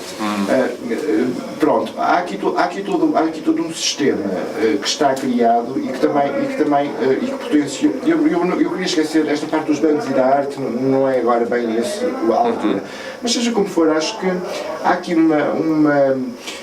se calhar uma necessidade de sendo artista e sendo a criação artística e o espaço para a sua produção, havendo uma necessidade extrema de liberdade, se calhar o artista é o único ser livre, ou deveria ser o único, sei lá, eu sei que há aqui uma necessidade da liberdade do artista chegar, e se calhar é o único neste momento que pode também levantar um certo número de questões que são desta ordem, da ordem da liberdade, da ordem do asfixiamento da cidadania, da ordem de... Se calhar era interessante falar-se um bocadinho sobre isso. O que é que se pode fazer, porque no fundo há aqui um sistema que adormece as pessoas também, há aqui um sistema que... Sim, e eu acho que os artistas têm esse papel, e a arte sempre teve esse papel, que é criar bolsas de formação de consciências e com espíritos livres, espíritos críticos, e há artistas, não tem necessariamente, reparem, não estou a falar que agora os artistas têm que ser panfletários, têm que ser todos políticos nesse sentido, os trabalhos serem... eu nunca vi um mundo como andarem com madeiras e não sei o que, não tem a ver com isso. Mas o que eu encontro é que, e é essa a arte política que me interessa, partindo do princípio que a arte é toda ela política, mas dentro de artistas que eminentemente têm preocupações muito concretas sobre até circunstâncias muito precisas que estão a acontecer no mundo. E cujo trabalho não é eminentemente panfletário, até pode ser extremamente poético, mas que a mim interessa este tipo de trabalhos, que não deixam a poesia, não é? Para me fazerem pensar verdadeiramente no mundo em que eu vivo. Não é? E a arte continua a ser, e tem que, quer dizer, eu acho que aí, não nos podem privar disso, é impossível, não é? Por um lado eu acho que é impossível, a arte continuará a ser sempre um lugar de produção de pensamento, de formação de consciência, seja ela política, cultural, sociológica, o que seja, não é? Mas ainda, acho que ainda é o último reduto, se calhar que nos resta, para isso, não tenho dúvida nenhuma. Mas eu digo isto porque me preocupa um bocado o esvaziamento que sinto e a disparidade das forças que estão no terreno a construir a situação material em que nós vivemos todos os dias, não é? E é um bocado... Agora o que me preocupa, desculpa de interromper-te, o que me preocupa é que, efetivamente, o que nós vemos é um embrutecimento, não só, se calhar eu estou a falar agora mais de Portugal, porque é a realidade que eu conheço melhor, não é? Mas agora, a Dara Birnbaum dizia que não é possível haver uma revolução cultural se ela não começar primeiro pela televisão. É curioso, não falou na internet, falou na televisão, porque um facto é que ainda hoje a televisão, não é? Continua a ser o principal instrumento formatador das consciências, não é? Das pessoas. Não, do ponto de vista simbólico, sim. Do ponto de vista estrutural, não. A internet já assumiu esse papel. Eu não sei. Pelo menos no caso português, e a cultura dá trabalho. A cultura, quer dizer, partindo do princípio que a cultura não são as artes plásticas, a arte contemporânea, não é? E que não existe arte ou existem artes, e que a cultura é também o que acontece. Em termos culturais, o norte de Portugal, o interior de Portugal está desertificado. Eu vou a Miranda de Douro e aquilo transpira cultura por todo lado. Portanto, porque para mim cultura também é outro tipo não é? Podem ser coisas mais até etnográficas, etc. Para mim é cultura. E às vezes parte-se de princípios políticos assim, vamos levar a cultura ao interior do país, e eu, meu Deus, mas lá é que está a cultura. É parte-se de princípio que os territórios estão esvaziados, que as pessoas não têm cultura, e há toda uma tradição oral, uma tradição, sei lá, percebes? Eu quando vou a essas zonas do interior do país, lá é onde eu me sinto mais próximo, se calhar, disso. E portanto, este também é um perigo. Isto também é um perigo, que é, e vocês muitas vezes falam de território, não sei o quê, o território são as pessoas, não é? E as pessoas não são propriamente caixas vazias. Elas próprias têm uma história de vida, têm todo um repertório sei lá, não é que seja anedótico, de anedotas, não é? Que toda a gente tem qualquer coisa. Tem potencial também de... Pronto, eu quando vou à minha terra, que é ali entre Guimarães e Santo Tirso, pá, e estou com as pessoas mais idosas, etc., as pessoas, quer dizer, têm outro tipo de cultura, não é? Que não será uma cultura erudita, não é? Mas não deixa de ser uma cultura própria, não é? E, portanto, que estaríamos muito mal se pensássemos que agora a cultura erudita se vai sobrepor e... Não sei, eu também não me sinto muito à vontade para... Eu acho que o meu problema com isso é que estás a criar uma polaridade. Sim, exatamente. Porque eu não acho que há... Eu sofro quando há aquelas coisas da falta de autenticidade. E agora vamos explicar melhor. Que é, por exemplo, quando aquela onda de... Dá um exemplo terrível que há de fumadores. Aquela coisa do género de... Nós aprendemos que determinadas coisas são um avanço em termos de ideias, não é? Tipo avanços, tipo... não é? Mas elas depois não se integram e nós não dizemos, pronto, já percebemos que isto é um avanço em termos de ideias, vamos assumir isto e vamos andar para a frente. Tipo, vamos, tipo... Não se sistematiza, não se... Isto para mim é aquilo que eu acho que é o sintoma da cultura erudita. É uma que está sempre a dizer, pronto, já assumimos isto, agora andamos sempre para a frente. E muitas das vezes esta cultura tradicional vive um bocado em reação à imagem de determinadas tipo gramáticas que criam uma identidade de si própria, percebes? Tipo, e que não se permite também tipo crescer ao mesmo tempo que o mundo cresce. Tipo, porque eu vejo isto, para mim o mundo é uma coisa tipo plástica que vai crescendo e vai amadurecendo e vai tudo, e as ideias estão nisso. Tipo, para mim é completamente impensável. É por isso que me choca-me sempre quando eu estou numa fila de um avião para Portugal e eu percebo que estou a ir para Portugal. Porque as pessoas naquela fila são dementes, são tolas, são desorganizadas, não é parolas não me incomodam, porque eu vivo numa aldeia ainda hoje, percebes? Tipo, e é por isso, eu não vivo na cidade por algum motivo. É porque eu reconheço que aquela gente é obstinada a ser igual às gerações anteriores. Tipo, eu vejo ali quase como um atraso tipo, geracional, tipo, nas ideias, nas práticas, etc. Portanto, e este é o meu problema com a ideia de ok, eu também, para mim é igual, eu vou para a aldeia e nunca mais já não quero ir para a cidade. Porque sinto que o que existe mais real não é a ideia de cultura, o que existe mais real é que a ideia que a pessoa está mais completa, mais próxima de si, na ideia daquilo do que as pessoas são mais o que deveriam ser. Onde é que entra aí a ilusão no sentido é muito simples, as pessoas estão pardas. Nesse desequilíbrio, tipo, a erudição não é um termo no abstrato, ela define. Sim, eu acho que é por uma emissão e uma recepção. E há sempre quem esteja a transmitir. Sim, tu és transmitido, tu transmites aquilo que tu queres dizer, mas muitas vezes aquilo que tu queres dizer é uma peça numa trama complexa, não é? Há sempre quem patrocina, há sempre quem vá comprar, há sempre quem vá assistir e compra o bilhete, há sempre quem... É uma trama complexa em que tu não és o fim, não és o princípio e o fim simbólico da coisa. A emissão e a recepção não começam e acabam em ti, tu fazes parte de uma trama super complexa, se quiseres um campo eletrodinâmico e no meio desses equilíbrios e desequilíbrios, estamos aqui no Porto, estamos a objetificar a cultura para servir gente que passa por aqui 2, 4, 5, 6 dias, 10 dias, que vem fazer turismo à cidade, que quer ver objetos, quanto mais pequenos forem, mais portáteis forem para levar na mala ou no bolso, melhor. Há uma tendência avassaladora de transformação na cidade que foi potencializada muito provavelmente porque, digamos, que essa presença da Ryanair circulando pelo mundo vai potencializando que essas coisas aconteçam de forma definitiva. O Porto transformou-se, claro, o Rui Rio saiu, entrou agora uma nova administração, transforma definitivamente, entre muitas outras características que a cidade tem.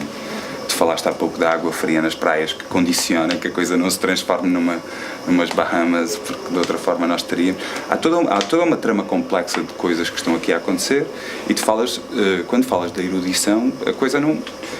Em si, ou erudição ou tradicional, seja o que for, tipo, nessa trama complexa nós estamos num local e num território muito específico, que é o Porto. A erudição no Porto quererá dizer uma coisa completamente diferente daquela que quer dizer noutro território qualquer. Não, acho que não. Acho que eu acho mesmo... Estas condições específicas que o território te apresenta para a emissão e recepção, eu acho que com tudo que é essa extensão do tempo. O que é erudição? Tipo, estamos aqui tipo umas prateleiras tipo teológicas e eu estou assim com esta questão na minha cabeça que é erudição. Nesse contraponto, não é? Entre a erudição e Miranda de Douro. Erudição e sapiência é a mesma coisa. Por exemplo, o era um erudito na arte de dar, não é? Se calhar estamos aqui no choque, é quase na urbanização do pensamento. Não, o meu problema, mas há qualquer coisa de importante nisso, que é o que parece importante refletir, por exemplo, é sobre a destruturação do caráter de sujeitos ou de sujeitos, dada a velocidade e as pressões para produzirem a todo o tempo, sem tempos, espaços para se criar atenção focada, que permitem, por exemplo, o aparecimento de crítica ou da nossa percepção do que é que interessa produzir. Uma coisa, ritmo, pode ser, barulho e tantas outras coisas. Isto dá uma estatística. A minha questão aí não é questão de erudição, é pensar quem é que serve uma política cultural e as coisas que acontecem numa cidade. Isso é só para as pessoas que vivem, para as pessoas que não vivem, que as pessoas vêm 2 dias ou 3 e tipo se produzem, não se produz. Nós vivemos num mundo de circulação. Crescentemente, a Europa é um paraíso turístico de si própria, não é? E que precisa disso para afirmar o seu caráter, tipo a sua imagem histórica, a sua identidade histórica, tipo de um espaço pacífico onde se viaja prazerosamente para a contemplação, para a absorção rápida, sabes? Nada é violência, nada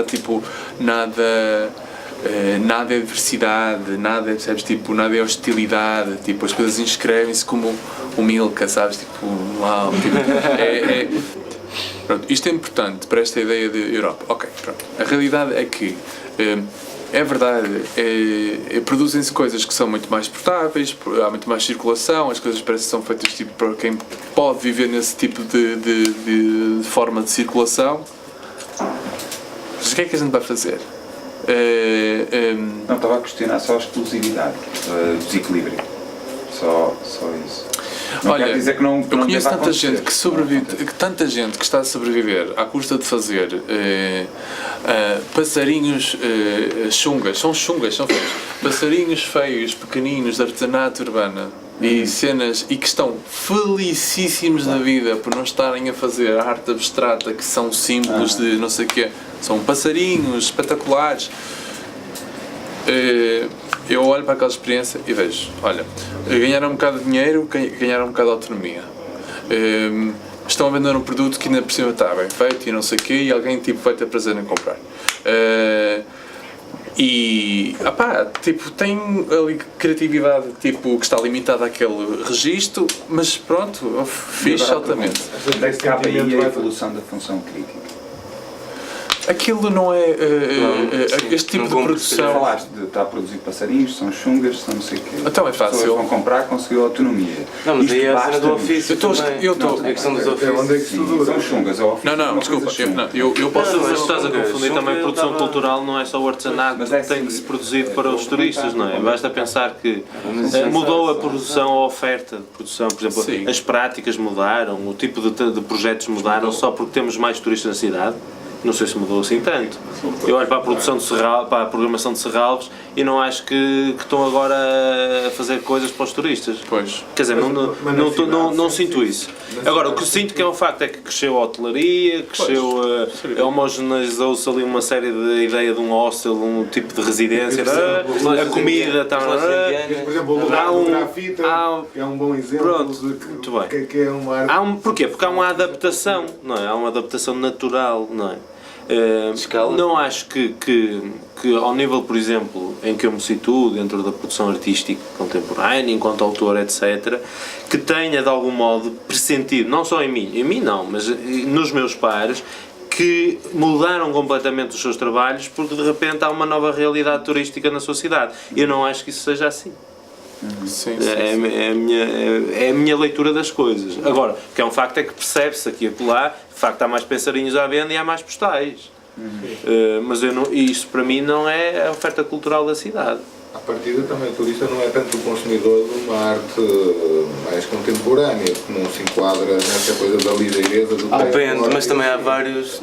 Há vários públicos. Vários públicos e há vários tipos de Eu turismo. estava a dizer isso, tipo, E cada vez o turismo também mudou muito nos últimos anos, não é? Também, Com o surgimento nunca também os artistas viajaram tanto em tantas cidades, em tantos projetos, em tanta, portanto, quer dizer... Sim. Agora, o que vejo é uma outra coisa, e aí interfere, que é, por exemplo, de repente era fácil encontrar no Centro Histórico do Porto um lugar para desenvolver um projeto e agora já não existe esse espaço porque tem lá um hostel ou tem lá uma coisa gourmet qualquer. Interferiu. Está super valorizado. Sim, mas por isso Já é que há não é outras zonas. um artista arrendar uma casa na zona X já não é possível porque está tudo super valorizado. Aí começa a interferir. Sim. Mas Mas por isso é que também a coisa se deslocaliza para outras zonas. E provoca movimentos, por Tinhas o exemplo. Porto desertificado. Eu já não sei. É confrangedor, eu sou de Lisboa cá há 13 anos. É confrangedor andar numa cidade que é um deserto de edifícios abandonados e de falta de pessoas ao fim de semana. Vamos ver de onde é que nós partimos. Mas agora repara uma coisa. Não é? Quer dizer, agora não é meia dúzia de pessoas que ainda continuam. Repara uma coisa, ali a zona oriental da cidade, ali da zona das Belas Artes, sempre foi um sítio barato e sempre foi um sítio onde os artistas têm os seus ateliês, por razões várias, não é? Os seus ateliês, o sítio onde moram, etc. Porque, apesar de tudo, é um sítio mais barato, não é? E é sempre assim, qualquer cidade europeia é assim, os onde os artistas estão, onde há mais produção cultural, são sempre sítios mais baratos, não sei o quê. Mas o que eu começo a sentir, e não demorará muitos anos, a haver aqui isto é uma espécie de um cancro, não é? Que vai evoluindo, por exemplo. E nós já percebemos que ali a coisa já está a crescer para ali. É os duques. E portanto, o pessoal vai ter que começar a ir mais para campanhar um bocadinho. Mas campanha também já está quase predestinado.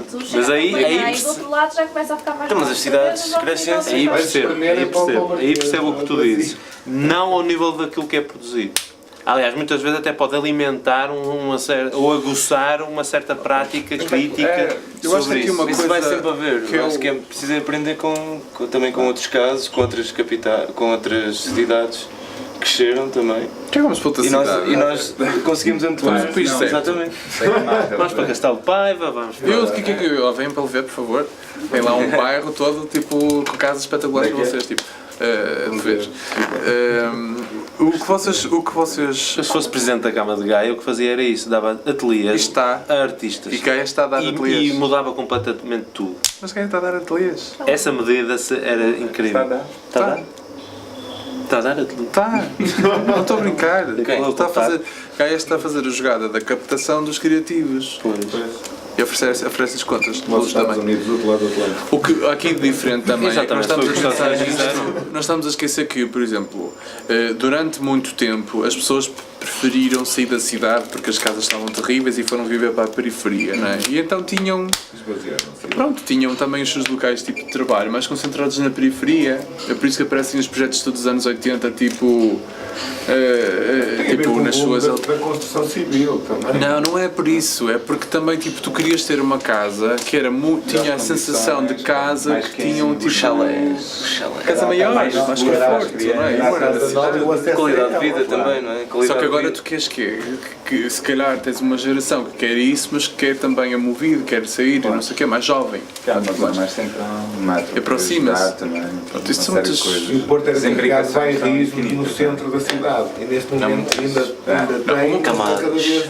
Agora, esses processos de gentrificação são globais. Isso aconteceu em São Paulo. Eu concordo perfeitamente contigo. Em contigo. Barcelona, a ideia dos artistas criarem um movimento especulativo num determinado território. Viva a hipervalorizarem o gentrificação. território, Eu sou fazerem com que... o maior fã da gentrificação e só dou este exemplo. Que era um exemplo que acontecia imenso em períodos de guerra, na Guerra Espanhola, e então foi uma cena, tipo, há documentários sobre isto, que é daqueles que tu vês quando queres chorar, que é, tu tens, vamos pensar nisto, tens um filho, não tens condições de viver, estás na maior miséria, andas a comer raízes há 3 semanas, sabes que aquilo só dá mais 2 semanas e depois tipo um cai de tuberculose e o outro morre de subnutrição. E de repente há uma senhora qualquer que tem dinheiro e diz: eu posso tomar conta do seu filho. E instaura-se um problema moral. é o meu filho, é o meu património, eu devia, percebes, ter esta relação, eu devia, mas é mais importante para mim se calhar que ele sobreviva. Então pronto, vai lá para a senhora e eu hei de viver aqui a minha vida com este trauma da perda e não sei o quê. Eu vejo isto um bocado, a gentrificação vejo um bocado assim. Tirando o modelo americano que é diferente, que é completamente de expulsão, aqui no Porto não é de expulsão, é de território abandonado, pá, que é requalificado com gente que tem dinheiro, porque a lógica é sempre a de capital e isso não é preciso disfarçar. Pá, mas que a cidade se tem posto de pé, se está a tornar uma cidade mais habitável, com melhores qualidades para toda a gente. Não estão tão a cair. Não. É verdade. E mais segura, é verdade. Anos 90, quem é que saía à noite sozinho? Ninguém. Anos 90, ninguém saía à noite sozinho na cidade do Porto. Lá vem intelectuais musculares na altura. Mas tipo. Houve privilegiado o caminho, que era estruturas como a Cerru e não sei o quê, que tinham fundos europeus fortes para renovação e restaurar partes importantes aqui do centro do Porto, e de repente, sei lá, essas bolsas de dinheiro que era suposto resolver sem folgas, né, sem apartamento ou sem casas, só resolvem 20 ou 30 de luxo. E os fins a que se destinavam, do género ter casas a custo justo para quem vive na cidade, estudantes, novas gerações, etc., poderem aceder a uma casa não especulativa, né? Isso acaba por não acontecer todo. Né? E tens uma baixa de luxo a começar a crescer porque criou-se este novo modelo que é giro viver na baixa e tem oferta interessante. Mas também há pessoas que nunca saíram de lá. Não se criou esse modelo. Então a baixa está vazia, como é que onde vamos e não é uma escala muito pequena. Tem que se fazer alguma coisa, não sei. A mim preocupa-me a degradação e o tornar uma cidade inútil, porque se tu não ajudas a que as coisas sejam habitadas, estás a torná-las inúteis. Extremos, percebes? Claro. Eu acho que realmente deve ser habitado, mas deve ser habitado por quem a vive e não apenas por quem tem uma capacidade económica fora do normal para poder adquirir. Não, e mais longe tem a questão do conhecimento. Se nós já temos a oportunidade de saber de outras cidades que viveram isto, não se coloca a questão que este momento não devesse acontecer. É lógico que ele trouxe outra vida à cidade. Coloca-se a questão que vem a seguir, e daí a questão da função crítica. Tipo, tentar criar os equilíbrios para que isto não se torne coisa desproporcionada e desproporcional, que aconteceu em Kreuzberg, que aconteceu em Pompeu, lá em Barcelona, que aconteceu na Vila Madalena, em São Paulo, que acontece em todas as cidades que vivem este processo. É assim, não é coisa de estar a começar a acontecer e nós não aproveitarmos a inércia. É aproveitarmos a inércia até onde ela vai, mas depois não dar aquele empurrão da estupidez. Tipo. É tentar fazer com que a coisa, acabando a inércia, se transforme numa outra de uma forma natural, não é? Tentar fazer com que a coisa continue muito para além daquilo que devia ou podia dar, não é? Sei, acho que há essa necessidade de aprender com outros exemplos. É só esse sentido da criação desse equilíbrio e tentar. Acho que é um desvio assim grande assim do centro da conversa, mas para nós serve-nos de uma coisa que só para uma questão, que é, se interessa à programação cultural, à política cultural da cidade, criar uma arte que é tipo topo, luxo, não é? Tipo só com exposições, ou criar estruturas para realmente quem vive nela e quem... Quem a pensa e quem a vive. Quem a faz, não é? Quem a exerce. E olha que não somos só nós que estamos a falar disto. A citar o texto dentro do texto. Nós, em conversas com o pessoal de Miragueia, de lá de baixo, eles têm consciência clara do que é que está a acontecer. Sim. Apesar de pessoas simples, não têm consciência clara do que é que está a acontecer e prevêem já aquilo que pode ser um futuro bem próximo, que é a ideia de eles já não habitarem o território, das instituições turísticas caracterizarem ou caricaturizarem a função deles no território, vestirem pessoas à moda da Ribeira, quando elas deixarem de existir, e de estarem lá a jogar ao peão e a simular bailes típicos, quando eles estiverem já num bairro lá longe, não é? E isto foi dito por pessoas lá, por eles. Sim, claro. Não é uma reflexão que vá por aí além, não é nada de... É o vislumbre da realidade, está ali ao virar da esquina, então é meio que... Faz-me lembrar, eu estive agora recentemente em Havana, em Cuba, E é incrível como é que, agora também não sei o que é que vai acontecer agora com esta nova abertura, mas o que é verdade é que a cidade vive virado para o turista, vende o Che Guevara, o Fidel Castro e vive do turista, portanto não há, é incrível perceber isso, quer dizer, não há mais nada, tudo que existe É a nova economia possível, tipo, uma fonte de acesso a... Tenho medo que o Porto se transforme nisso, e agora estavam a pensar em criar um porto para receber cruzeiros, quer dizer... Já está inaugurado em Matosinhos. Na Miami. Não, em Cuba, porque Havana não tinha um porto para receber cruzeiros, para introduzir 12 mil pessoas na cidade e andam todas as pessoas atrás destas 12 mil pessoas a tentar vender o Che Guevara e a sua história. Nós precisamos de mais Exatamente, a mim me fez muita confusão isso, por acaso. E a cidade toda a cair de podre, mas as fachadas todas muito limpinhas, atrás tudo a cair. Mas a fachada pintada porque é para o, nós estamos aqui para o turista. É política da imagem. Bom, Conheces Salvador aconteceu. Bem, se calhar chegamos ao fim. Nunca tem fim, não é? Pronto, muito obrigado. Obrigado pela vossa... Foi bom.